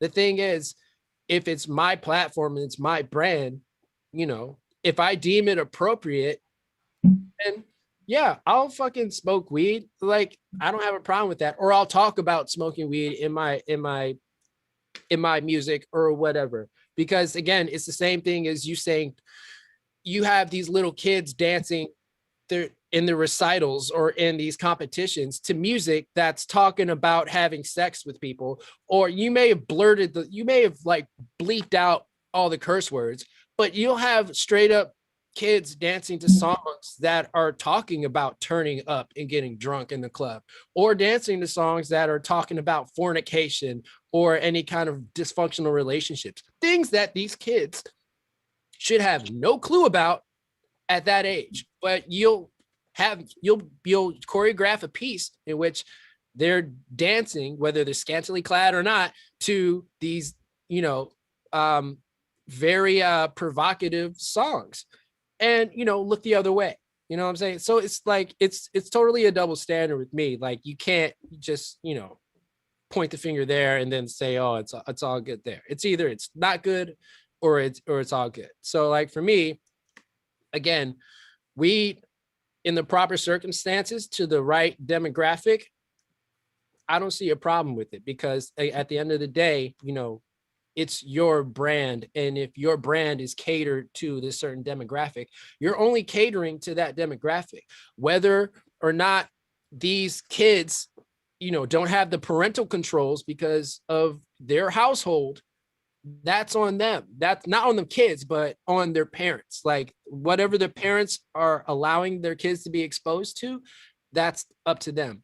But like, if it has something to do with me as a person and my creativity, and it's harmless, and I don't feel like I need to stifle that creativity for the sake of, you know, being politically correct or whatever, I'm not going to hold back that kind of stuff, you know? And again, like I said, it depends on your brand. Like somebody who's catering to like the Teletubby crowd, you're not going to be, or the Sesame Street vibes, you're not going to be out there smoking weed, you know, with a fifth in your hand. You're not going to do that. But at the same, but if you're catering to a more adult audience, which in my music, I am catering to a more adult audience, I'm not going to hold back those kind of things, whether it's in my songs or whether it's in my music videos or content like that. Or if I'm doing an interview, say like I go on an interview like with Snoop Dogg. Oh, hell yeah, I'm smoking weed on that. Like, right. You know what I'm saying? Like, so for me, or if I do a live and I'm in the studio and I'm playing some beats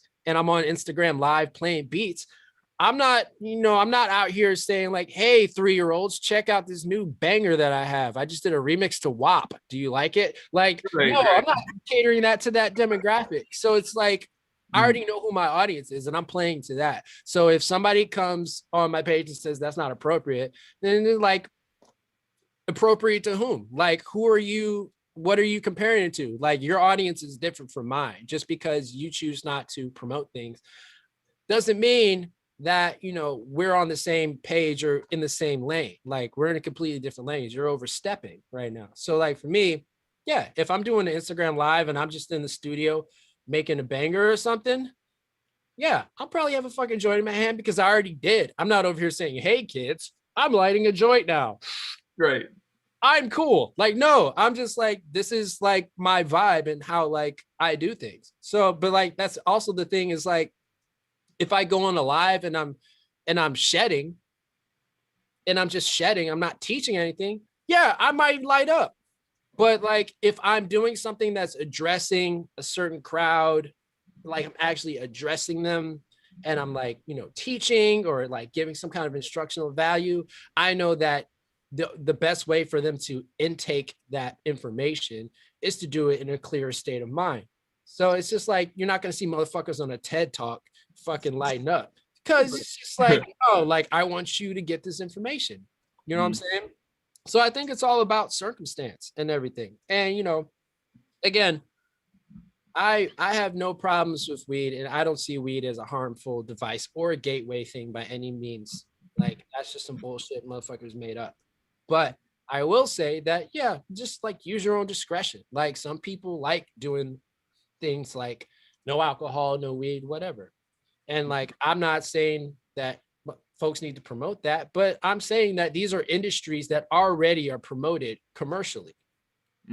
At this point now, marijuana is promoted commercially. It may not be in all your advertising on television right now, but believe me, you get ads on your social media. You probably get ads like in like certain kind of pop-up things that pop up or anything on your cellular devices. There's things that are constantly promoting weed. People are building brands and selling their own strains of weed, their own type of weed products. People are selling, you know, CBD industry is getting bigger and bigger by the minute. And I mean, I know that's not THC, but still is like another branch of the same tree. So right. For me, it's just like this stuff is being commercialized. I'm still here. Just 1 second. No, you good. Stuff is being commercialized. So I'd say, you know, take it with a grain of salt, like how I feel about it.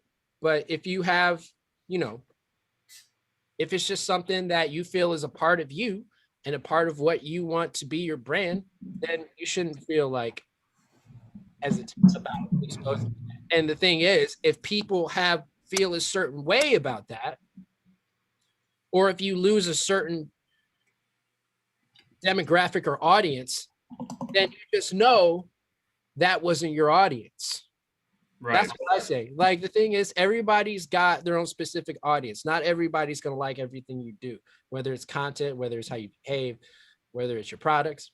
Not everybody's going to like all the shit that you do. So I'd say, just like, if you feel like that's a part of who you are and something that you feel like shouldn't be excluded for being, politically correct or whatever, then in my opinion, this is my opinion, like, it's just do you. And then the tree, and then it'll shake the tree of the people who are really down for like the kind of content and the things that you provide on your platform, and who doesn't. Because at the end of the day, everybody is so concerned about, when it comes to advertising and marketing, they want to get everybody. You're not going to fucking get everybody. You're not going to get a fan everywhere. Like, there's going to be some people that don't like what you do. That's just going to be facts, regardless of whatever it is. There's going to be people that don't like what you do, or people that aren't into what you do. So you just have to find the people that fuck with what you do. And if smoking weed is one of the things that you do, that's going to be your audience. You're going to have a lot of people that like weed, whether they smoke it or not, that are going to tune in because, they agree with at least that one component. And then, they'll probably delve into like all the other stuff and be like, this is dope. Like, I want to smoke weed and watch this guy do what he's doing. Like, you know what I'm saying? So again, it's harmless in my opinion. And it's just about, finding your audience. And I know everybody's like, but I don't want to like burn a bridge here, or like lose a relationship there, or, put a bad taste in this person's mouth. But the fact of the matter is that you can't control that kind of shit. And if you want to be like the thing is, like, I'm sure there's a lot of people that don't like Cardi B, but I guarantee you there's a bigger percentage of people that do, because she's been unapologetically her. Whether she made a song literally glorifying her vagina or not, like, right. I mean, again, there's double standards. There's tons of songs of men doing the exact same thing. But the thing is, again, unapologetically is the key. Like, if you do whatever you do unapologetically, you're gonna find out who your real fans and your real audience is. I mean, going on the extreme, I'm sure Howard Stern offended a shit ton of people. But he didn't become Howard Stern by, pulling punches or, biting his tongue when it came to like, being provocative or talking all misogynistically. He's probably not a good example, but I'm just saying, for somebody who's just literally built her platform off of just being vulgar. Right. I mean, and you don't even have to do that. You just have to be you. But like, again, if you're just unapologetically you and just do what you do, people will either decide if they fuck with it or they won't. But then at least you'll know who fucks with you. And then those people who fuck with you will keep coming back because they fuck with you. And those other people, maybe they'll stay away, or maybe as more people fuck with you, they'll realize that they were on some bullshit anyway and then come back. But again, it's just about you doing you. So like for me, personally, I don't just shove it in my people's faces. Like, I don't post selfies of me smoking weed, but I'm not gonna, if I go on live, I'm not gonna like, right. I'm not gonna smoke off to the side. I'm gonna smoke in the camera. I don't care. Like, that's the thing though. That's just me. I don't know what your thoughts are, but again, it depends on the brand. If you feel like it's something that's appropriate for your audience, then then do you. People make rated R movies because they know the audience that movie is supposed to be catered to. Whether or not a fucking 10-year-old watches a rated R movie is not up to the person that made that movie. Right.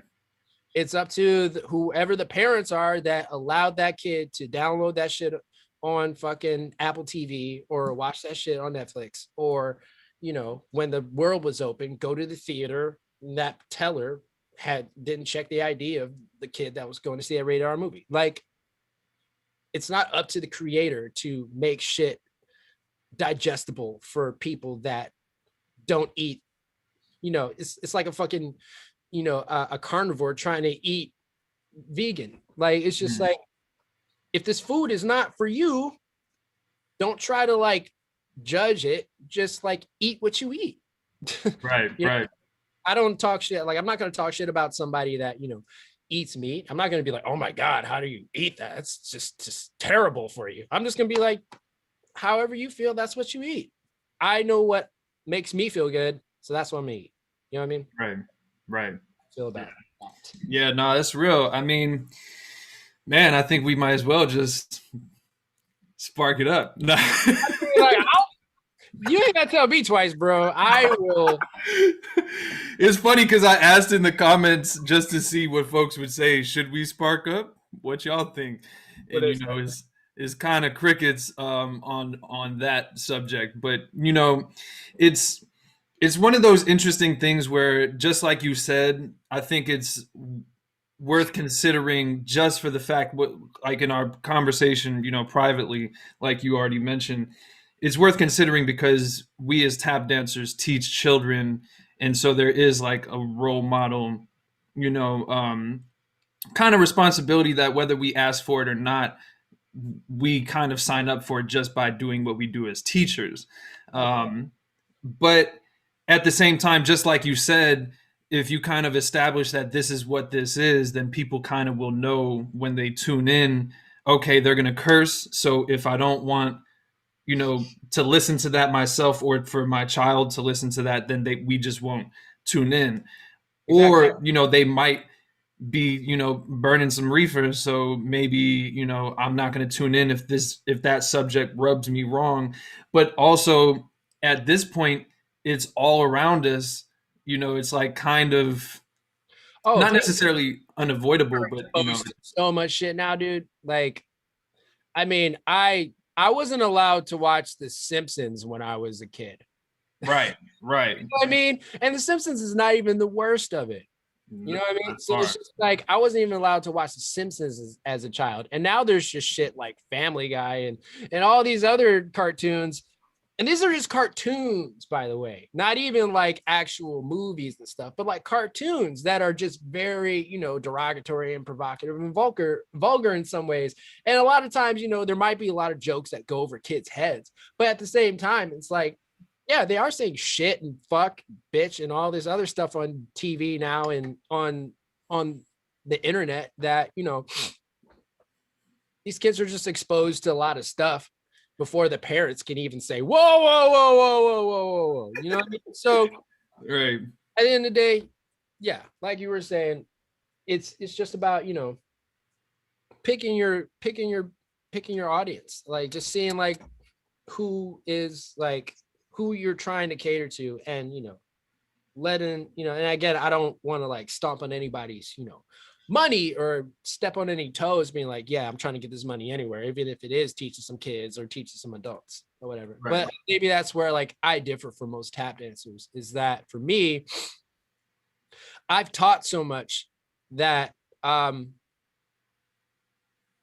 mean, as far as like doing festivals and stuff, I was like turned off for a while just because like I didn't know what else I could give without like experiencing things and like, you know, actually shuffling myself and dancing more. So like for me, it's like where, you know, other cats, like they're passionate about teaching. I kind of lost that fire for a while. And it's still not like something that hugely burns in me, but it wasn't the actual act of teaching.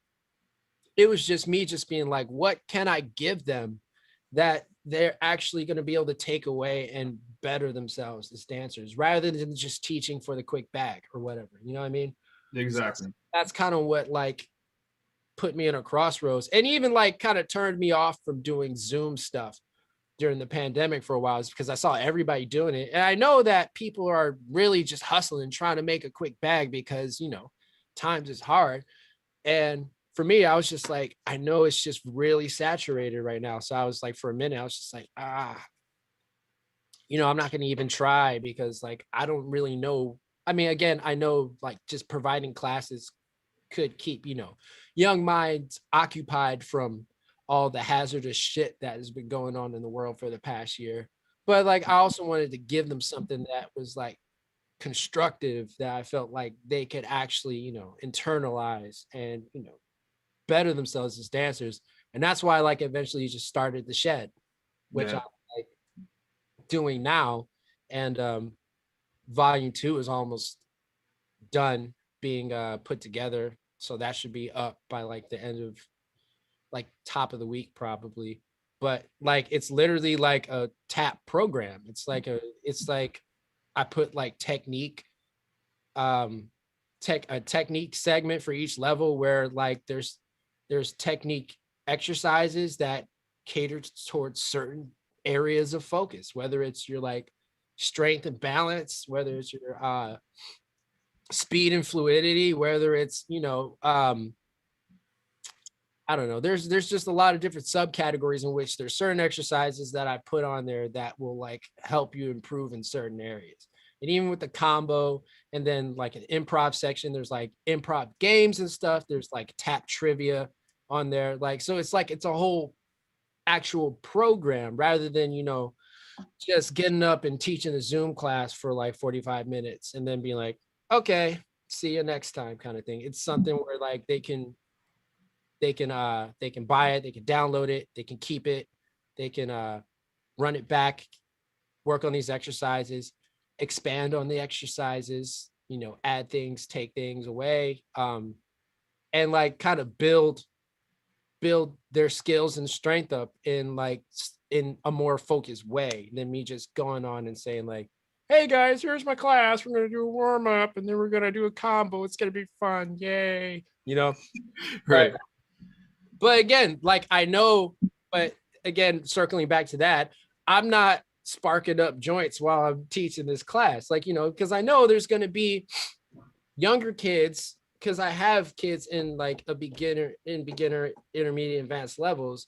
And there's also adults in beginner, intermediate, advanced levels. But I just know that there's certain environments where things aren't necessary, and then things aren't necessarily unnecessary. So I'm just like, for me, teaching a whole Shed series and doing that. Nah, I'm not going to be sipping Negroni while I'm teaching, or I'm going to be smoking, because like, I want you to be hyper focused on what you're doing. Now, if it was like a casual, like jam setting or something, like, yeah, sure, maybe. Right.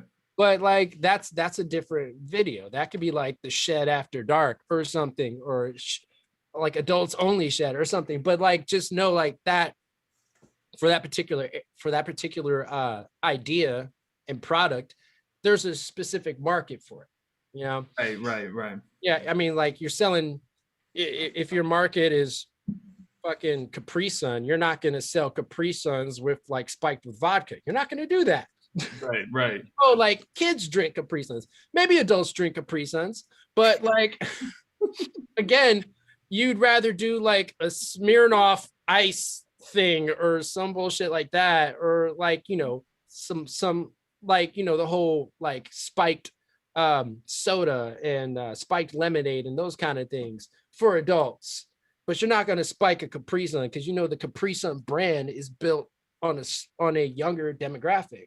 Exactly. It's just about your brand. At the end of the day, it's just about your brand. And like, if you feel like your brand has the potential to have that range, then yeah, you're gonna compartmentalize certain things for certain demographics. And I don't think there's anything wrong with that, because again, a lot of people think that, oh, just because this person is like this, or I perceive this person this way, doesn't mean that there aren't multiple layers to that person as an individual and as an artist. So just because I'm a tap dancer doesn't mean I don't enjoy smoking weed. Right. I can be both. Exactly. I can be a respected tap dancer and smoke weed. I could be a hip hop artist and I can be like in a relationship. Like it doesn't have to be something that's, you know, just because they don't seem like they go together doesn't mean they can't be a part of who you are.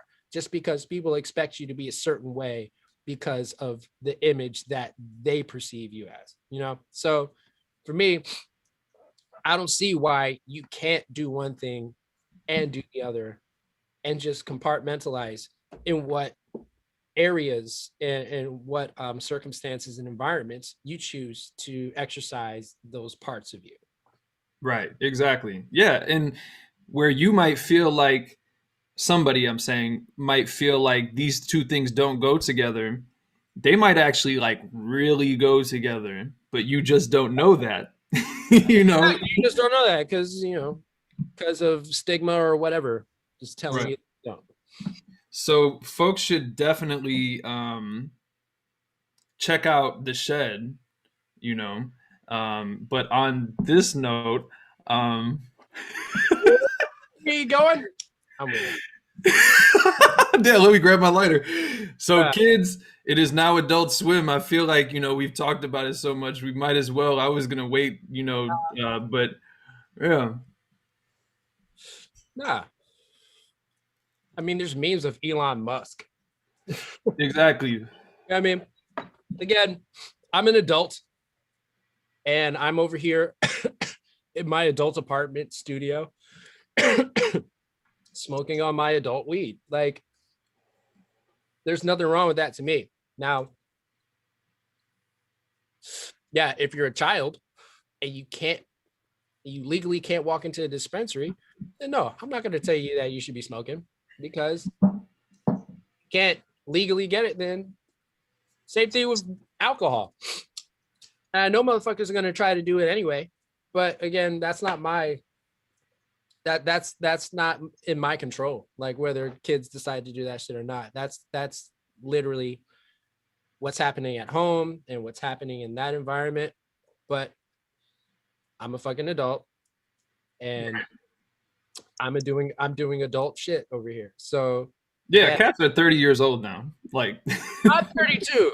Like, you know, let that sink in. I know I don't look like it, especially with this facial hair not on, but I'm fucking 32. I'm doing adult shit over here. So like, again, yeah, if you're a child, like, and again, like the thing is, if your brand is this, you know, just like, you know, Jackass, you know, in Jackass videos, they have the disclaimer in front of like every single video, every single time they air Jackass, they have that disclaimer saying this show is done by professionals. Right, exactly. Stunts are done by professionals. Do not try any of this shit at home. But kids get to watch them do the dumbest shit, whether it's putting their dick in an alligator's mouth or something. Like, literally, it's just like, hey kids, don't do this. I know it's hilarious. We just went from 0 to 1,000 real quick. That's what I'm saying. But that's what I mean. It's like, I'm not gonna be over here. It's like, hey kids, go smoke weed. Like, no, I'm not gonna say. I'm saying if you're adult, live your adult life. If you're a kid, stay in school. Exactly. And it is one of those things where, like, you know, just like you said, I definitely don't want people, you know, there are people that I knew that smoked, and I didn't tell them when I was, you know, younger and first, you know, doing it. I didn't tell people because I didn't want them to think that I was doing it to seem cool. I didn't want them to think that I was doing it to like be better, you know. You're going to be who you are no matter what you are as an artist with whatever you do with your art. But I do want to make clear to anyone and everyone, like, I don't feel like it's a crutch in any way, whether it's me drinking or smoking or whatever the case may be. You know, it's just a personal choice, and it's definitely not to be in the in crowd or something like that. Like it's up to you, and not everything is for everyone, and not everything is for everyone all the time. You know, we all go in and out of different phases with things. So, you know, that's a real thing as well, you know. No, it's facts. And I mean, again, like whether or not people can argue whether you can be addicted to weed or not. Like the thing is, for me, weed is something I enjoy. The same way you would enjoy like a nice fucking scotch or something. Like I enjoy it. So, I don't do it because it like helps depression or some shit like that. Like I don't do it to compensate for anything. I don't even do it necessarily to feel more creative or anything. Like I do it because I enjoy it. And I know it's ultimately not going to harm me the way like other things would. So for me, it's a win-win because I enjoy it and it's not like potentially harmful for me.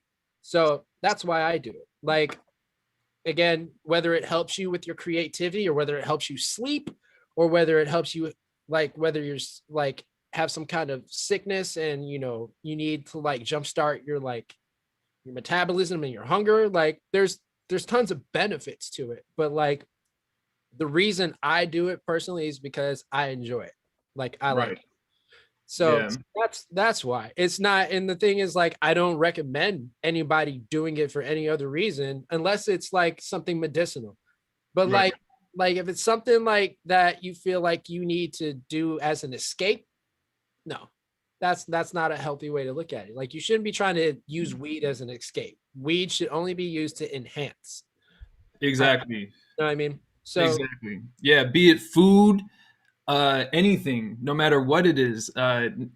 If you're using it to solve your problems, they're going to be there when you come down from whatever it is that is giving you a high of any kind. And there's a lot that needs to be talked about on a serious level on these subjects. Like yes, in Illinois it is now legal medicinally and recreationally, and those differences are important to know. But also the tripped out thing that I feel super strongly about is that there are people who are still behind bars for what, if this was a different product, you would call them innovators, entrepreneurs who were onto something before other people were onto it. And now we have people who, because of different privileges, they're able to get dispensaries quicker than people who are on the outside even.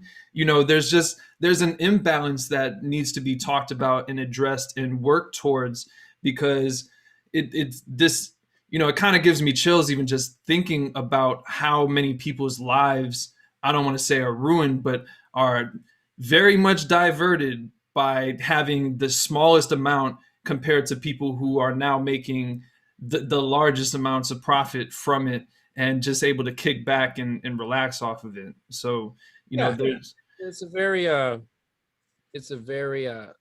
just very backwards thing to kind of legalize and monetize something and then keep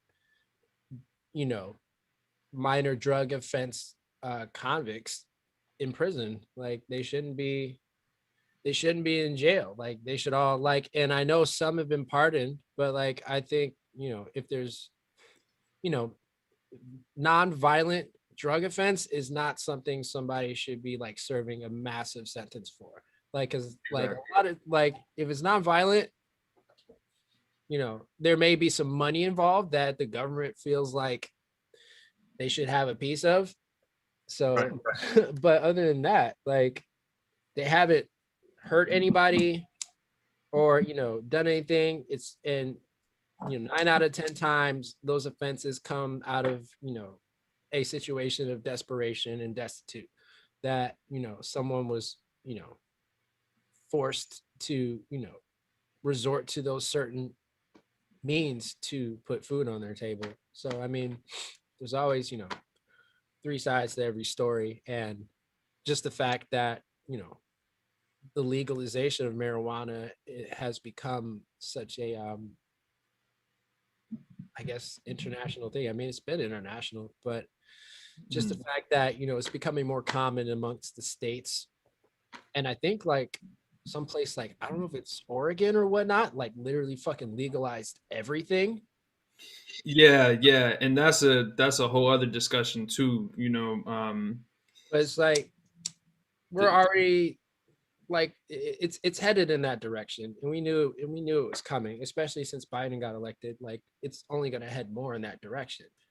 But yeah, just the fact that anybody's been locked up for having a joint on them, or even an eighth of weed, seems just insanely stupid.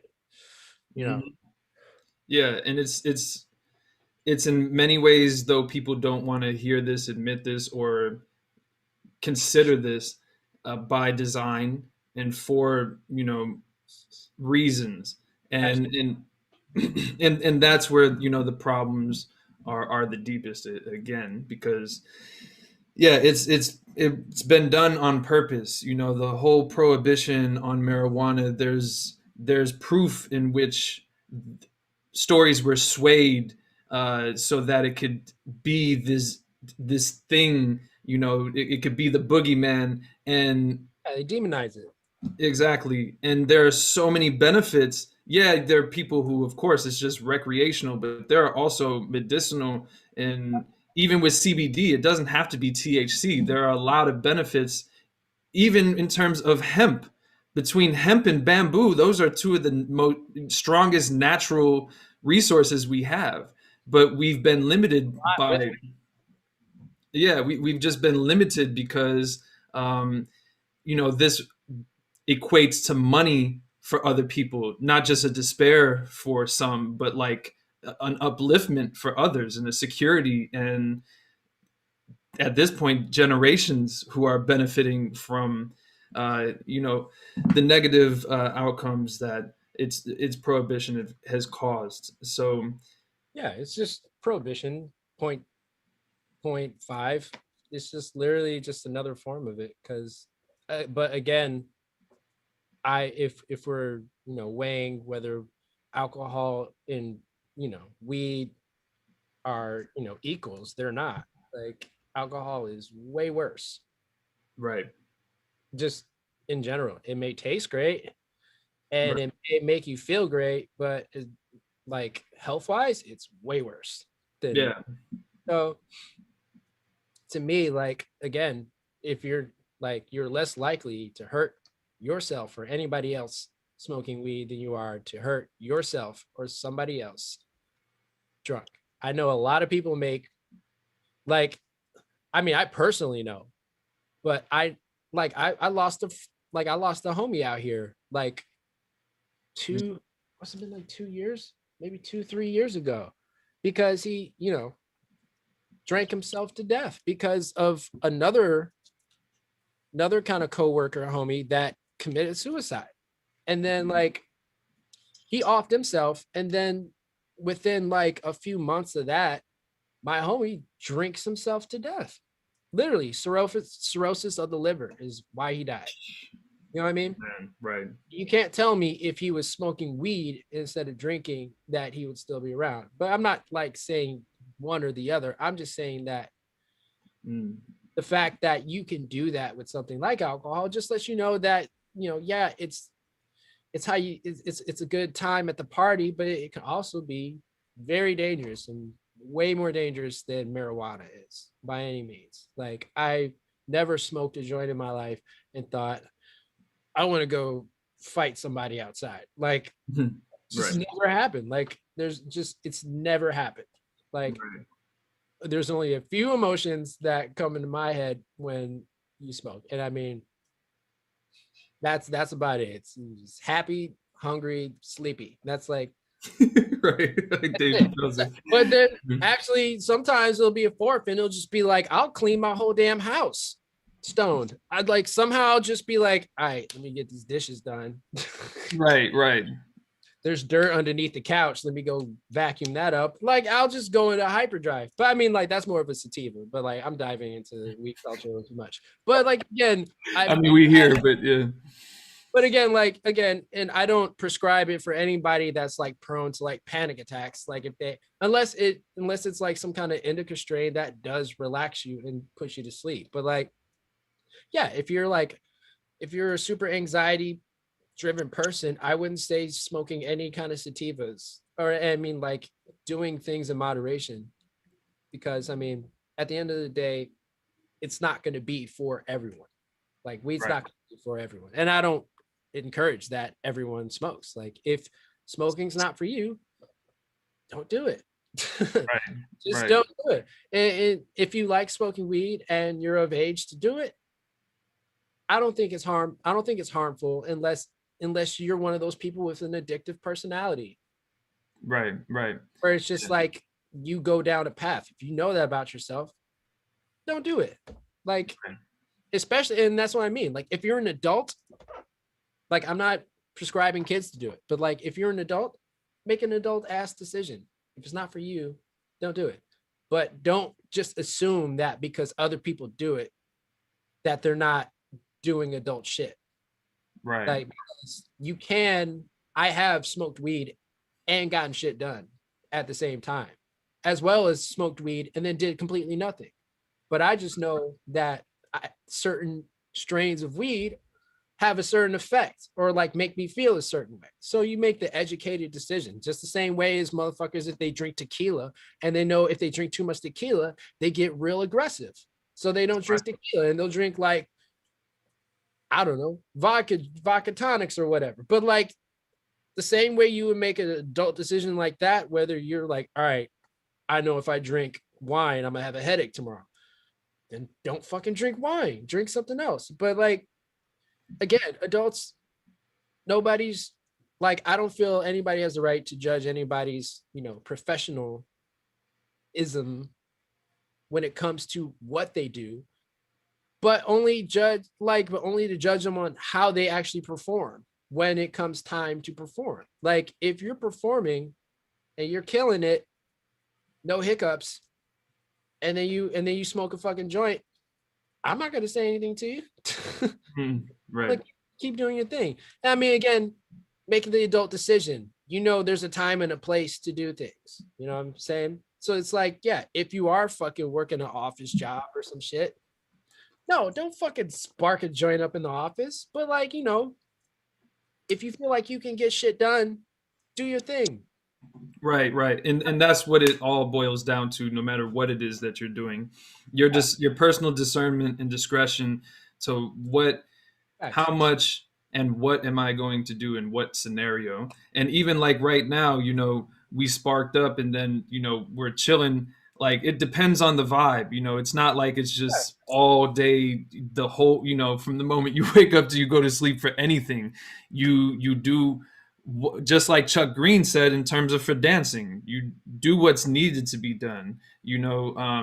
Depending on if you want to just do more, that's up to you. But it's like all decisions in life. You go for what's best for you, or at least you try to, and try to deal with any external forces that you might experience because of whatever decisions. But in the end, it's really about where your heart is at and your intentions behind things. And I think that people on the outside could also make wise decisions, or not decisions, but just like they could use their head and is this something that's bad for whoever or whatever the subject is. I mean, just be honest with like yourself and also read the room. Like again, Right. I'm not gonna spark up in a place that's like, first of all, I'm just not gonna like go to like somebody's place. Like say I'm chilling like with some friends or they're having like a fucking dinner party or something. I go over to the place.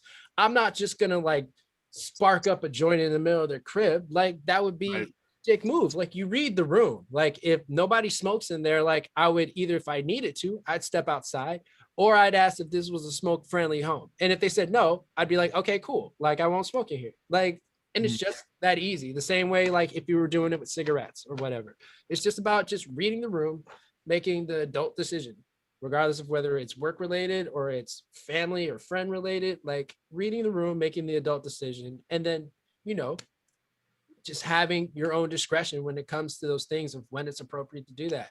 I'm not going to fucking go, like, say if I had a kid, I'm not going to go to fucking pick up my kid from school and fucking be lit up when I'm picking the kid up, because that's not appropriate. But like, you do what you do when it's appropriate. And if you're an adult, usually you'll lean into your adult self and, be real and honest with the circumstance or the situation and whether it's appropriate. That's it. Like, and if you can't do that, then just don't fucking do it. Like, Right. you have self-control, just don't do it. But people know when they don't have self-control. But again, you can't act like everybody's just gonna not have self-control or like not know how to make that kind of judgment just because you can't.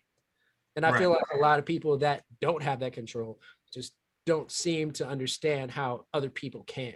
So then it's like, so then they start pointing the finger and judging that person and being like, it's like, well, I just feel more clear when I'm, not doing that or whatever. I'm like, that's cool. Yeah. Right. I agree. I do too. But then there's sometimes that I want a little haze.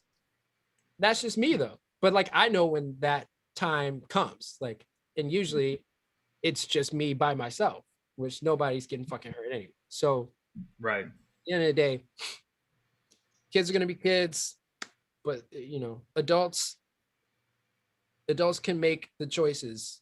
And I feel like, if you're an adult, then do what you want to do, regardless of, whatever stigma is attached to it, because, again, there's layers to people. People don't react to the same thing the same way, and people don't respond or perform the same way other people do, whether they're inhibited or not. So it's just like, just like stop pointing fingers at folks.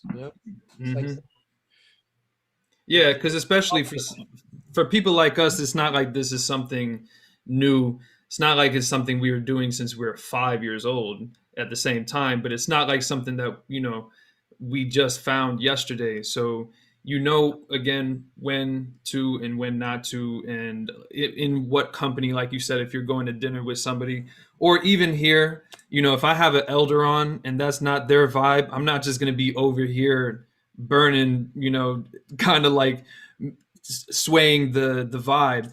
Like there's a time to, and people to do that either with or around. And this podcast, of course we're conscious of that there's an audience, but depending on the guests, we're having conversations that we would be having anyways. There are some questions, of course, I'm asking that I already know the answers to just for the audience, but if we were just kicking it, this is something we might be doing anyways. So, it's just a little more natural for us in how we might get down or not, depending on the situation. Oh, for sure. I mean, it's like, honestly, it's genuinely how I feel. So it's like, whether you agree with that or not, you can make that decision for yourself. But, I'm at the point right now where like the world has been through so much shit. And, I feel like we've all been forced to really address things that are important a little more, and like, address other things about like the way we used to move with scrutiny, just because like a lot of people have woken up and been like, shit, like a lot of the things that I took for granted can just be taken away from me by something completely out of my control. And literally this shit happens. And then people are like, well, some people have found out whether they work together or they don't. There's been, I feel like there's been a lot of splits that's happened during the pandemic. There's been some unions, but there's been a lot of splits. But I feel like, people are starting to learn what they can tolerate a little more, and like what they will refuse to tolerate, such as racism and shit. But like, again, I feel like when it comes to the smaller things that are way way less harmful or not harmful at all compared to something like police brutality, I think people, blow certain things to a certain place where they just don't need to go. It's just like, you just don't need to go there. But then you'll double back and say some things that had me looking at you sideways about, like, say, a conviction that didn't happen or something. And it'll just be like, where's your standards really? So like, I feel like everybody's all over the place a lot of times, or at least they were. And the pandemic either made that worse or forced a lot of us to reel in when it came to like, I didn't see things that way, or like, you know, I feel like I've been so encapsulated by my life that I didn't get to slow down and like, you know, really investigate what this is, or like, you know, if this is potentially a negative thing or a positive thing for me in my life. So Right. for me, honestly, through the pandemic, I've discovered that, at least if we're talking about vices, that weed hasn't done anything negative to me. Like it's only, either made me feel a little bit more at ease or just a little bit more focused. But like Right. either way, like it hasn't done anything negative. So like I think again, it's easy to result to escapism, especially when the world seems to be going to shit. But like if you're doing certain things that only help your mental health Right. and harm your physical health, then I think it's a win-win, And I mean that's what I think about it. Like honestly. Right. And you all heard it here first on the Real Talk Tap Talks. We talk about everything on here, not just that.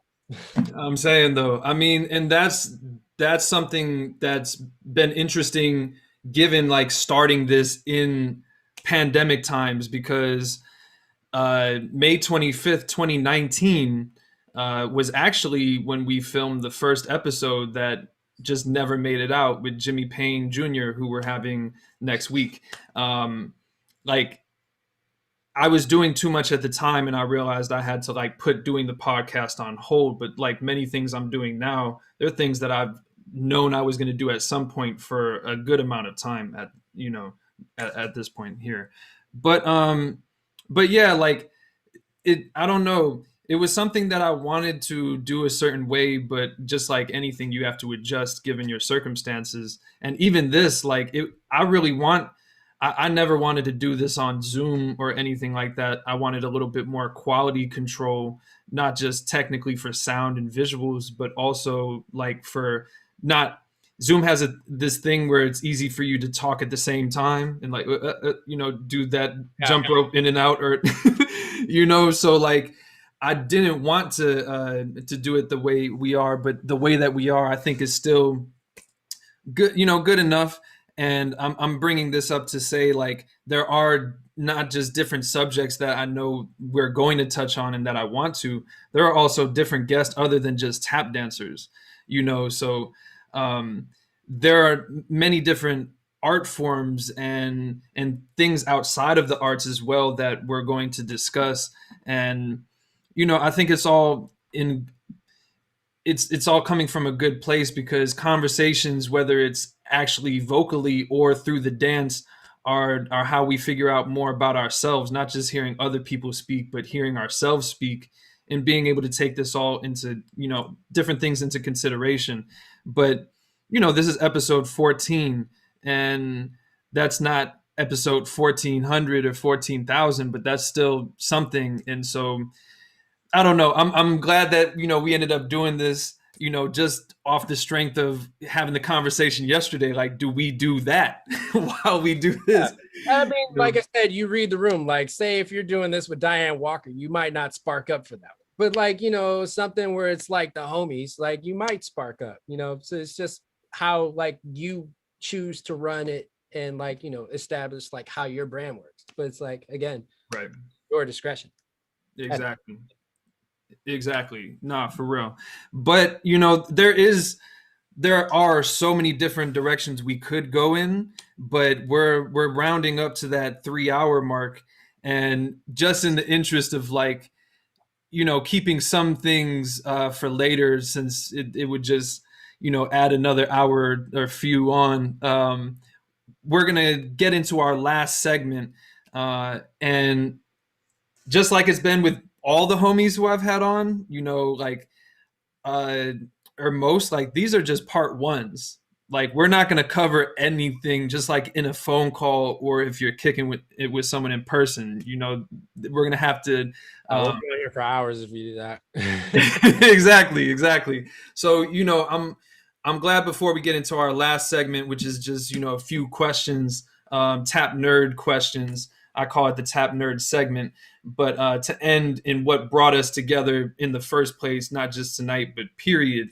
But yeah, like, you know, again, for other things that we could get to, I think we got through some of the more important topics, not just beyond your origin story, but the overall lifestyles of what we do between tap and music and things that are involved, and hopefully inspiring some people to consider their choices and why, and always your intention. We had Ted Lewis Levy, a couple weeks ago, and he really spoke to me about intention years back, and it's not like it was the first time I ever heard that word, or but it was something that now I really keep in mind with everything that I do, and we all should. But so all that to say, this is just part one, and there'll be more to come, I'm sure. Before we get into this as well, like we already said, check out this man's all his social medias, check out his site, check out all the things he's doing, from the music to which covers a lot of ground, to the Shed workshop series. Part one already out, part two on the way, and even like graphics. I feel like you're doing graphics or logos and things too. Yeah, man, I'm just like flexing all the hustles over here. If you need a song mix, holla at me. Hit the DM on the Instagram, Liiife Show. If you need like a logo or something, whether it's like, some kind of lettering, or you want me to draw something from scratch, I can do both. So, I mean, just hit your boy up. He'll put you right, get you on the way. Indeed. So yeah, this is the tap nerd section that we always end with. And I don't know, I've been telling people like we try to keep the answers short, but these are difficult questions. So, like you can answer them how you do. They were originally meant to be like speed round, but even if I was answering a lot of them, I'll need to give a disclaimer before each, but there's some tough ones. So the first one is just, and this is adapted, but who would you say are your top 3 to 5 tap dancers of all time?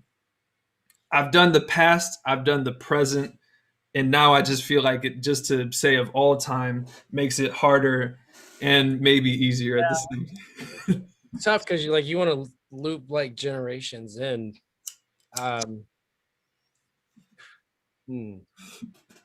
So I think 5, makes it a little more. So 3 would be 5.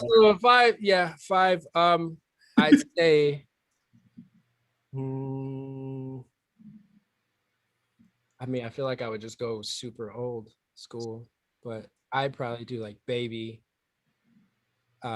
Jimmy, Chuck, probably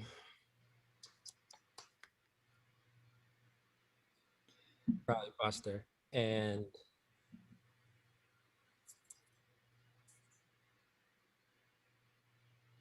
who would be my 5th?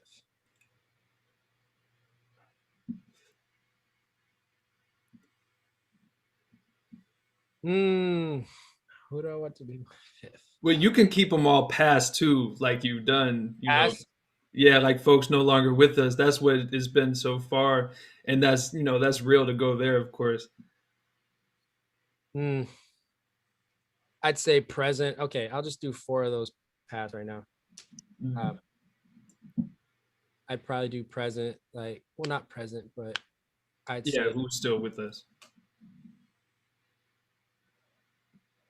Still with us. So I want to do another 4. It's on you. You could do it however you like. I ain't Regis. This so some flexibility.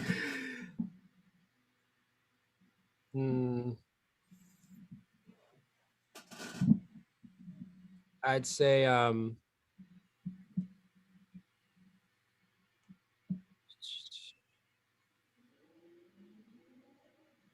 I'd probably say like Save, Jay, and Dormisha.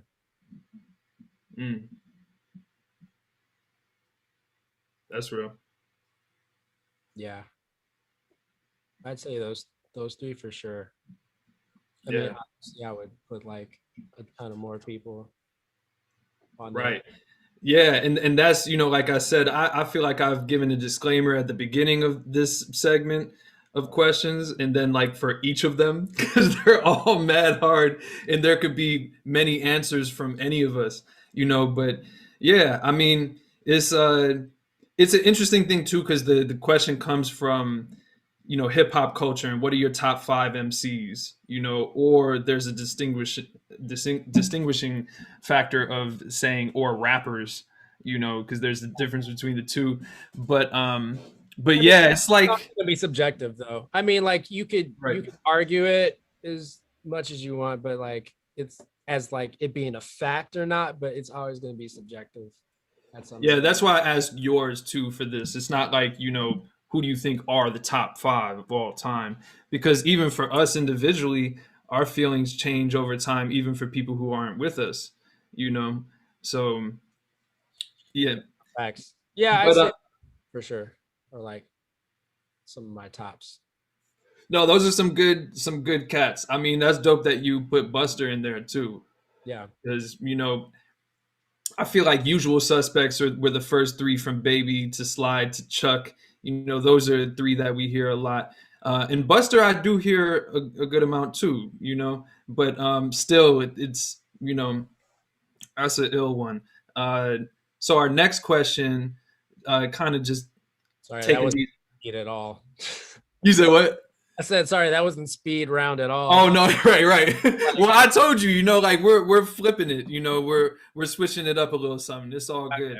Yeah, Yeah, shoot. like at first I was like, I'm gonna do this super show host style. I'm gonna have a timer and a countdown and a whole thing. Exactly. It's definitely not that deep. It's just to not better just better get to know you, but you know, to see, yeah, I mean basically that though, mostly, you know. Uh but moving along, if you can hang out with one tap dancer for a full day, anyone who's with us, no longer with us, and do anything, shed, choreograph, not dance at all, just vibe, knowing there could be. I know immediately. And I mean, maybe this will happen in the future. I feel like I heard from her not too long ago. Um, but Diane Walker, like I felt like I've been in a lot of her classes, but like that's just the type of energy that you just like I just would feel great just listening just to stories. Like Right. one big long Diane Walker session, just talk, hang out. Like she's also just somebody I haven't talked to and like had a conversation with in I don't know how long. Yeah. Yeah. I probably just talk and just we'll catch up first, but then like also just listen. I just want to hear stories because she's a really good storyteller. She's always been, and like she just remembers details that like I don't know how you remember that kind of stuff. Like my memory's so terrible, but like just she can the way she can just like vividly tell you like how like Leon or anybody that she interacted with would like put her on game, like or like just show her the ropes. Like I just want to hear stories. Yeah. Yeah, for sure. I mean, that's definitely one. A lot of us, and is would say or could say, but it's dope that we have a relationship with her. Period. And just to have somebody like that for all of us, because her arms stretch around the world. Um, and we have talked kind of recently, and I highlighted that once again, but in a particular way. Like, I don't know how you do it. Like, you can't keep in touch with everyone all the time. Oh, it's true. Like that's heavy. Just to think about the other side of that.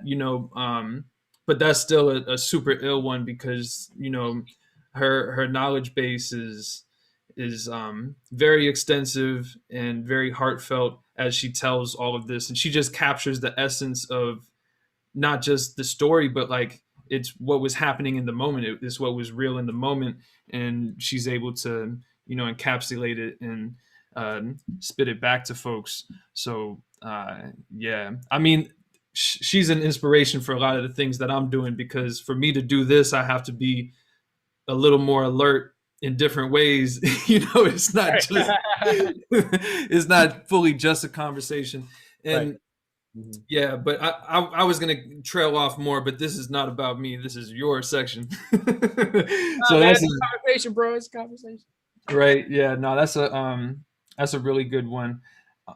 Kind of just on the fly flipping the order, but is there anything an elder tap dancer has told you that has stuck with you that you can think of?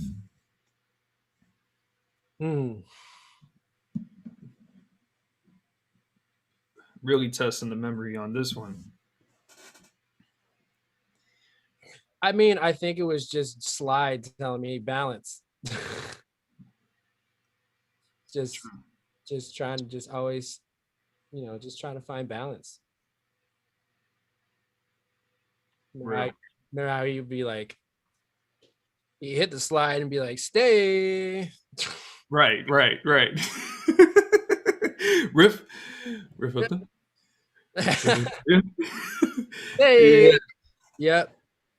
Yeah. No, like,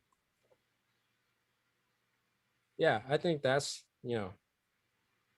having the conversations that I had with him, even though like I don't even remember him in detail. I was just so young, but I just know that stuff like sunk into me deep enough to get the man tatted on me, bro. So Exactly. The first tat too, right?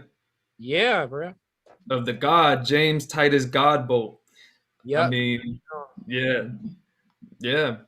Yeah, I mean, it's crazy. I don't think that I even told you this, or I don't know if you know this, but for the last shuffles, our end of the year event, we ended with a Chicago themed footage brunch. We had it at noon so people in different time zones could tune in.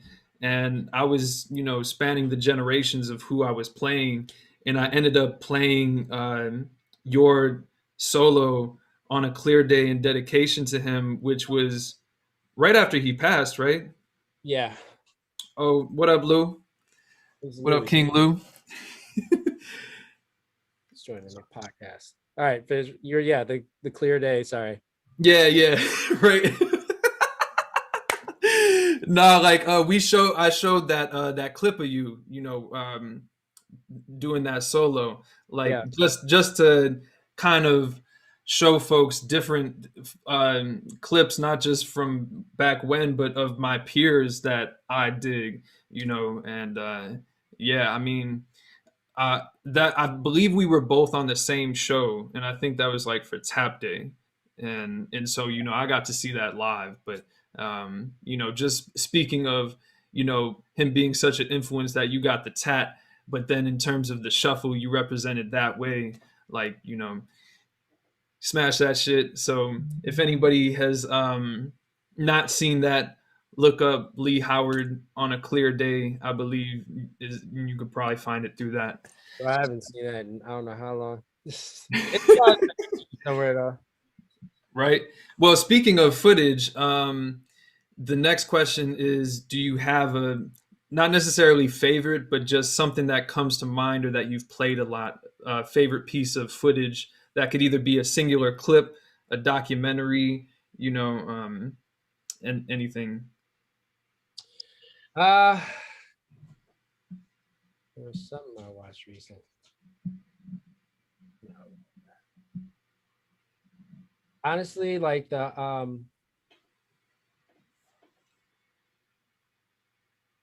was it the On Tap documentary with like Sly doing his thing? About Tap? About Tap. That's what it is. About Tap. Yeah. That's probably one of my favorite documentaries. I mean, No Maps is dope, but like that one was pretty dope. It's Condos too, right? Condos, Sly, and Chuck. Chuck. Right. Yeah. And the three of them just going back and forth, from their various perspectives. Very in their elements too, like just switching from one bag to the next, just like yeah. The same way. But I kind of liked the production of that one a little better. Word. No Maps was not good. Like I feel like No Maps was really like real. It felt like more grimy documentary, like Mhm. real grind in the trenches with it. And then about I think About Tap just felt like just the way like their separate scenes were painted. Like there was Mhm.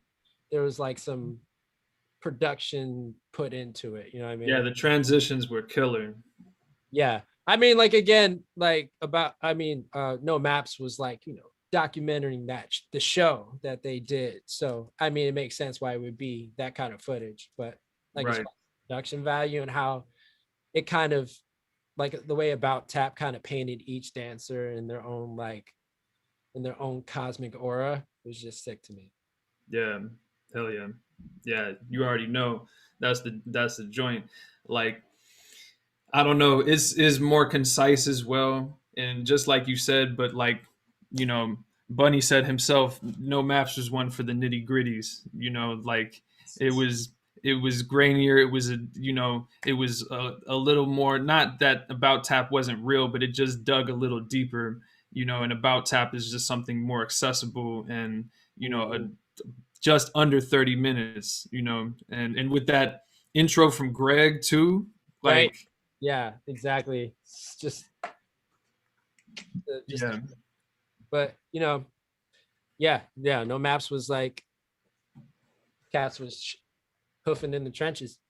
right. Yep. And so flipping from tap to music, um, but kind of the same. I'll go with this one first. What musical artists do you feel like you've danced to the most, The most.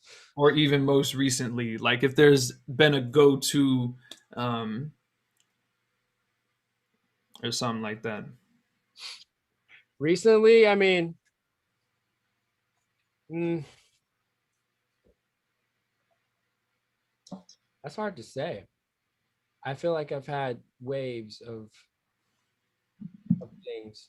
I really enjoy like one artist I really enjoy dancing to is Fela Kuti. I fuck with like the Afro jazz fusion tough. Like that's Yeah. definitely a vibe I enjoy. Um, I know that I also like have been lately digging like I mean not just like lately, but like for a minute now I've been digging like just house vibes, like Mm. that's like K Tronada and like Tori Moi and is it Moy or Moi? I don't know how to say his name. I'm gonna just Oro, stay neutral and not even try. that dude Chad and his band. Right. Exactly. Chad Right. and Yeah. his band. I Right. told him tough, but yeah, Nah, that's real. yeah, I like those vibes a lot. Just the dance hall uh and house vibes are sick too. I Yeah. mean, but like I also like when it just comes to like swinging on some shit. Like, who have I danced to the most? It's probably I feel like between like Bird and fucking um Miles. It's Mm, hard, but mm. like also I mean everybody like from like anything Quincy Jones has touched. like I enjoy dancing to. And Um he's covered a lot over I mean, decades. seriously, like anything that man has touched is gold. Mm, Yeah, just like every genre, man. I mean, like I think that just like all in all, like when I've heard something too much, I go the opposite way and I start like hmm. at least when it comes to dancing to things, like I'll hear something too much and be like, that's just something I don't want anything to do with right now. And I'll just go the other way and like dance to some other stuff. I'll even dance to like some R&B vibes, honestly. Like there's some really good like new coming R&B cats that are, Word. that are pretty Yeah. dope.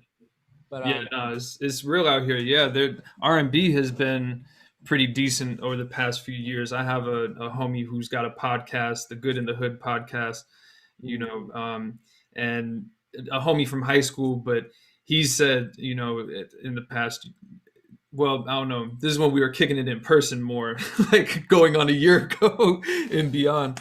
But like, you know, he was in the R&B bag a little more than hip hop sometimes because like of current who's putting shit out, you Right.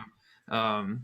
But yeah, you know, like we've always gone everywhere, so it's hard. It would be hard to choose, you know, who you dance to the most. Because even for me, it's the same thing. You know, you go through phases, and like, you know, just listen. We had a Fela Kuti phase, and then after we burnt that out, you know, like it's just like we need to put this to the side for a moment so we can come back to it, you know.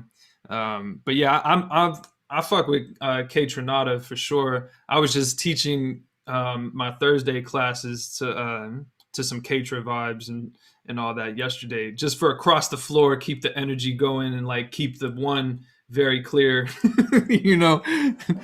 I've danced a lot of like Flying Lotus too, some Dilla for sure, like the Roots, like all the way, like um, especially that I say one man, I say one man, The I say one man, I say freestyle joint, yeah. um, yeah. I mean, like I think like a lot of like neo soul and that kind of thing, like Badu, like Bill Scott, Hindi Ari, like all those R&B like soul cats, like that kind of music is like I enjoy dancing to that shit a lot too. Yeah, and that's taken us full circle back to Mad Rhythms when cats had the CD binders, and I'm talking about like Brill, Trey, Jamani, who are like playing what Bro, we were rocking to, you know. upon stacks. I remember I had a couple in my whip too. Damn, that's fucking crazy. Yeah, I mean, people recently for the footage things and different things trying to call me or not trying. I don't know. I kind of appreciate. I don't even know how to say this, but a historian, and I'm more like an archaeologist. I feel like, you Making know, shit up. for Oh shit, I forgot right I was there. over here, like, oh, what is this object? Oh, Buried a in my tape. memories. No, but oh damn, where were we just at? I'm mad. This is like I think one of the first times this happened. With Oh yeah, but just my the technology of CDs and then having the CD binders, but a lot of what you know you've mentioned, except for you know more current stuff, um, like yeah, we were rocking to that in everywhere, you know, from our personal ciphers to the tapping at the shore. If there weren't musicians, it'd just be a CD, you know, that could be any kind of from anywhere. And that's one of the beautiful things about tap, you know, is not only that we can shuffle to anything, but that'll just attract us on a personal tip when we're just chilling and not shuffling at all or something, you know. no, man, Um, real. so still on the music tip, next question would be if you can collaborate with anyone who's still with us, uh, who comes to mind? I mean, I have a shit ton of tops, but like I'd say my number one collab that I would want to do at this moment in time would be like some shit with Pharrell. Pharrell, like Hmm. I want to study his artistry. I just want to sit in a room with the motherfucker and just watch him work, but and then like just ask questions. Just like I just want to ask questions. Like he's one of the motherfuckers I would say I'd be like, I just need to know everything. start, from, start from the top. I need a chunk of time, and from yeah, it was just No, but like for sure, Pharrell would be like the first person I would want to collab with. I have like a ton of other artists I would definitely think that my sound would be a dope pocket to exploit. But yeah, for sure, Pharrell would be like the first person I would want to fucking collab with. that's room. That's room. Um, Man, yeah. I mean, we're winding down. There's just two more. I was just like trying to off the top try to put a different one out there, maybe without being too trivial. But I don't know. These questions I've stuck with most of the same ones since the beginning, and not just to be thematic, but again, I feel like this is these are things to help people get to know you as a tap dancer and as a person. And I was about to say something, but I don't want to sway your answer, so I'll just ask the damn question. Where do you feel like is, if not your favorite, but one of your favorite places to dance, or that you have danced? Like in the Like, world? yeah, in the world, like in terms of performing or just shedding or whatever the case may be, something from the past, something now. But like, what's the vibe that you've dug the most that got you in your element? Um,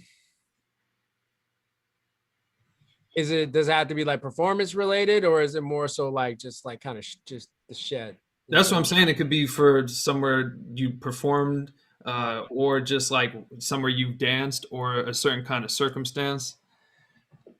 Um, I mean, the easy answer is obviously Broadway, but like again, another that was a bag that I wasn't even looking for. It just kind of happened to me. Mm. Um, and I just like went headfirst into it. Um, I have to say, as far as like shedding, um, honestly, I really dug the A.C.G.I like performance setup, like the Mm. way the stage was mic'd, like the way we could hear ourselves, and even just the venue was really dope. Um, but like as far as like shedding, like that was sick. I mean, for like Broadway, I'd say like the performances were great. Just getting into that rhythm was like a shock to the system. Uh, Mm. a good shock, but it was like, whoa, like I haven't had to do like 80% of what I have to do for the show ever in life. Like I've never done that before. But also the stage was really nice there too. Like, Makes a difference. Stage, mics, not having to fight. yeah, I didn't really enjoy the shoes that we used, or just like Mm. maybe only one of the pairs was one that I've actually stuck with. The rest I just like I gave a pair to I gave one of my pairs of shoes to like this kid that was sitting in the front row of the show one day. Like I just like at the end of the show, I took my shoes off Right. to the kid. That was amazing. Yeah, no, it was quite the hoot. But I was just like, and then show after we bowed, I just took my shoes off, gave them to that kid in the front row. Um, and then another pair, like I gave to my parents, and then I think I kept the last pair that was like the most comfortable. But If I see now, I want to pick at it. Like, do you remember what the shoe was, or the brand, or uh this is for shuffle, right? yeah, I forget. It starts with an L and it's some Italian. La Duca. Yeah. Mhm. Word. Yeah, See, I it's was that. duking it out. Yeah. It's just like though the build up for the shoe is just it, it's like, and if you didn't have time to break them in, it's really Mm. hard to do it in a short time. Like even Like on the gig, on the yeah, shows. bro. Yeah, I mean, like I went from swinging to like literally being in the show every night. So it's just like I got these new ass shoes that I haven't really broken in yet enough with, like I worn them in rehearsals, but I didn't have enough time to really break them in because like I came in last minute. So then it was just like I was breaking them in while I was fucking performing, which Right. just like sometimes a struggle. But there's one pair that's like the silver kind of mesh texture, and it was just like it was really comfortable. That was like my go-to pair. But I mean, there's pairs with each scene, so you had to wear all of them at some point. But I Right. I kept those for my personal use, but everything else was. But yeah, Right.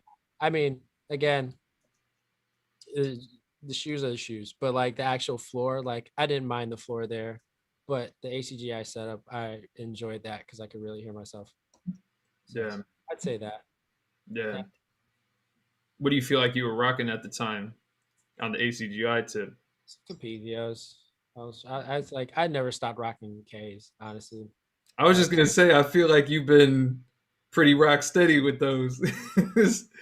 Yeah, I mean, like I tried J Sam's joints, but like my foot's so narrow that like it just didn't fit my foot right. So I would always like when I wore them, I would feel like the shoe was about to come off or some shit or wasn't on snug enough. So Right. that's why I haven't like worn those shoes because they don't fit me right.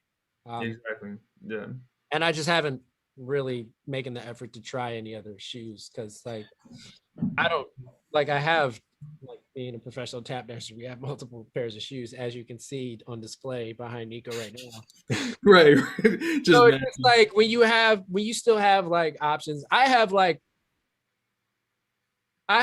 probably a in rotation there's 3, maybe 4. But again, I usually stick with one pair because the other pairs have like some kind of strip screw hole and I don't feel like dealing with that shit and trying to just dealing with the loose screws. So I usually that's the one thing. I don't know if it's native to like the K buildup or whatever, but like do J Sam's, like I'm not trying to shade anybody's shoes on here, but do J Sam's shoes like do their taps get loose over time? Or that's like, do some right. shoes get loose over time, or is that just strictly like a K thing? Because like mine's eventually they all get stripped somehow. Yeah. I think from what I know, and I haven't rocked everyone's shoes and recently, like what's behind me, match joints other than these I are. haven't tried Matt's joints. You said what? I haven't tried Matt's. Yeah, well, just like you mentioned, you having a more narrow foot, that makes sense for a K, and like for Yeah. when you had, Miller and Benz for a hot second. But like, the shape of the shape of the shoe is important for your foot, like any instrument for your sound or whatever. But for us, it's more than just audible; it's physical. But I dig them. The thing, it just sucks because I feel you on the Ks. Like I'd still have when I left K's kind of dug them, but for my shoe and my style, like in my connection with Matt, and I haven't had to pay for shoes in a while. Like I dig them because it fits more. Shit. Yeah, I have a a wider foot form, so I mean I don't know it. They're not like the J Sams where the tap would go like further down the sole, but still like they're a little wider in their boots, but they fit my thing a little better. But with Matt, I haven't. That's also what had me stick with him was his shoes. I've never had that problem with loose screws. But also, I think for anyone, I don't think that you're on some Sandman ish, but like for anyone who's loosening them or like changing them or something yourself, like then you could run into more problems by doing that because it's just like switching around. Me, I don't mess with them once I get them, but I also like tried it before when I was mad younger, but I don't really ride with jingle bells, having the I mean, I don't either. I feel like if my tap's jiggling, I feel like I have less control of what I'm saying. So right, just some extra as reverb, just some that was only supposed to be 2 sounds. It was like 3 and a half. right. Yeah, but I mean, we know the old tricks, pegs and toothpicks, and that. But I mean, fucks up at a certain point. I'm just like, I eventually lose the screw, or I have to do something else, like some Gorilla Glue. Get Gorilla Glue girl to give me Gorilla Glue. Take a sample. That's. I was just about to say this is hella homie talk. Now, like, I guess to share for others, not just you, but like, at least like I think you could still do that with Matt. Think everyone's been affected, especially if you're shipping things and all that. But he does like hook up your joints if you want to get them professionally done. So for you or anyone, like he's who I'd suggest going to because we have different options for shoes and they definitely work for different people. Everyone's wearing, there's different numbers of people wearing everything. But at least for just fixing them, I mean, he's like a craftsman. He learned from his father, and it's like that's a trade, doing it for a minute. Like yeah. So Yeah, so he could get folks right. But we're actually down to our last question. And where we at? Yeah, we're at almost at 3:30, 3 hours and 30 minutes. So yeah, it's been dope. Thanks to everyone who's riding with us and who's been in and out, but we've had a steady, group of folks. So appreciate you tuning in. And thanks for everyone who can use their own discernment and discretion, and not just here but anywhere. Like, what's for me? What am I going to tune into? When? What am I going to do? With my own time and my own body and life and career choices and all that. Like, put some thought into it. We've all had to, more than ever this year. But either way, thank you for hanging with us. For those who have. I have no idea who's been in and out, but Well, I also don't know exactly who. I'm just seeing numbers, unless folks are like, commenting. But yeah. So the last question is like, a little heavy as well. But what would you, depending on how you want to answer it, but what would you like people to remember you for, or remember about you as a tap dancer, or an artist, or just a human being? Period. um I just, I mean, honestly, I just want to create, I don't want to say content because that's so superficial, Mm. but like I just want to create, something that, or at least leave a trace of creations behind that, give people that I just want to be able to inspire someone the way I've been inspired, and to do the things that I've done and push through the tough times, and like try new and different things and challenge myself to grow in the areas that I want. Like, I just want to leave that kind of remembrance of like, oh, this kid, you know he grinded, he was true to himself, he was true to the people who supported him, he's true to his family, he's true to his friends, and that, I was always open-minded, easy to work with, easy to get along with, just that's it, just being just an open human being who, just chased until he caught it, and I just want to like be able to inspire folks to, keep doing what they're doing. And, even when it does seem impossible, or even when it does seem like it's out of your reach, like that there's nothing in this world that's out of our reach. I mean, we just landed a fucking rover on Mars. So like Right. there's nothing out of our reach. And when you're going through shit, like, yeah, it feels like things just get further away, or like the sand gets deeper, and um just know that literally anything that you want to do with your life, you can do. And that's just what I want to show. And hopefully I leave behind some of myself, not just like in a family sense, but some of myself as far as like artistry, and what I, if I can contribute anything that would help somebody, or, make them feel, I don't know, I guess, yeah, empowered's a good word, but I would just say just feel good inside, just like to make them feel like they are important, and that you can do something important. Because I feel like ultimately everybody feels like, on one coin, the world's so big, why does any of this shit matter, or why do I matter, or whatever. And then, on the other coin, it's like the world revolves around me.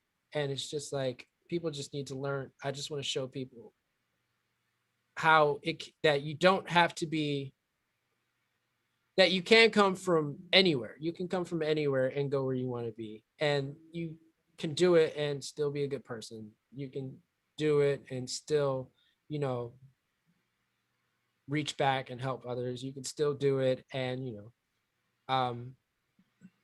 do something else. Like, I think that's one testament of me just like being or trying to chase this idea of music, is that I feel like till a certain point, I've only been defined by who I am as a tap dancer. But, we're all so much more than just one thing, and I pride myself for being a tap dancer, but that's not all I am, like Bro. big part of me, but it's not all I am, and I just want to show people that aspect of me, of just being like, I can be so much more, and I want to be so much more than just one thing or be seen as one thing. I want to touch people's lives in multiple ways and show people that they can also do the same thing. There's enough time in your life where nothing's too late to do. Like, even if you feel like you were doing one thing for 40 years of your life, you can be 40 years old and you only know how to do one thing good. You can literally start again and do something and be just as good at something else as you are of that one thing you did. Like, but it's never too late to do that kind of stuff. I mean, obviously when you run out of time, you run out of time. But like, again, like, you're going to regret if you don't chase that shit, like, at least for a little bit, like, just to see, if you can, keep up with it. If it gets away, if it just keeps getting away, maybe some things might not be for you, but like the universe or whoever you pray to will, tell you that or make it aware in some way or form. But usually if something's for you and you feel it, chase that shit and just don't let go of it either. Like, chase that shit until you catch it. And, once you catch that, don't stop. Like, keep going after that, because, we only live once. So like, that's kind of what I leave behind, is just like, I just want to be a representation of, through my work, of someone who was multiple things and lived multiple lives, like positive lives, not living multiple crazy Right. my own expression, but like someone who could continually reinvent himself at his own will and like be successful in whatever facet he chooses, because I put in the work and I, treat people with respect, and I, I put in my work, treat people with respect, and I stay level-headed, and, and then just am always considerate and aware of and involved with the people that are important in my life. Like, that's it. If you have those few things down, you can literally do anything you want. So that's like what I want to leave behind with the music, and just create some dope shit. That's it. And create some dope shit. Hell yeah.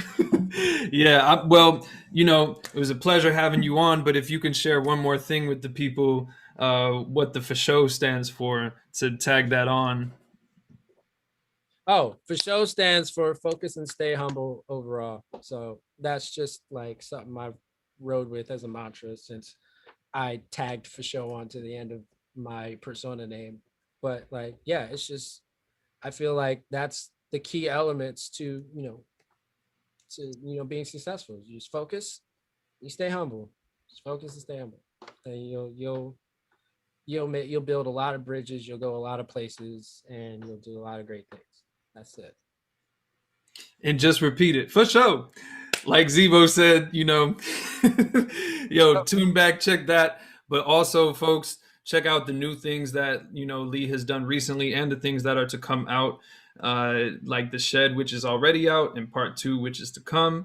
The videos that he's done recently, as well as the one to come, and the project that's coming as well. So, I ain't got a date, but I'm close. So just know, yeah, sooner than later. Yeah, just follow the man, follow everybody, support everybody that you can. If it's not going to take something from you, in any way, monetarily or otherwise. And, appreciate you all riding with us. This is, I believe, now the longest one we've done thus far on the live, since we've been going live. When we start just talking. Yeah. And that was just part 1, folks. So appreciate you tuning in with us. Everyone get home safe. And we'll catch you next time on the Real Talk Tap Talks.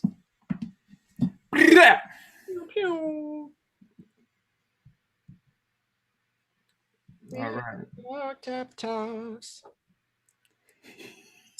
And now we good.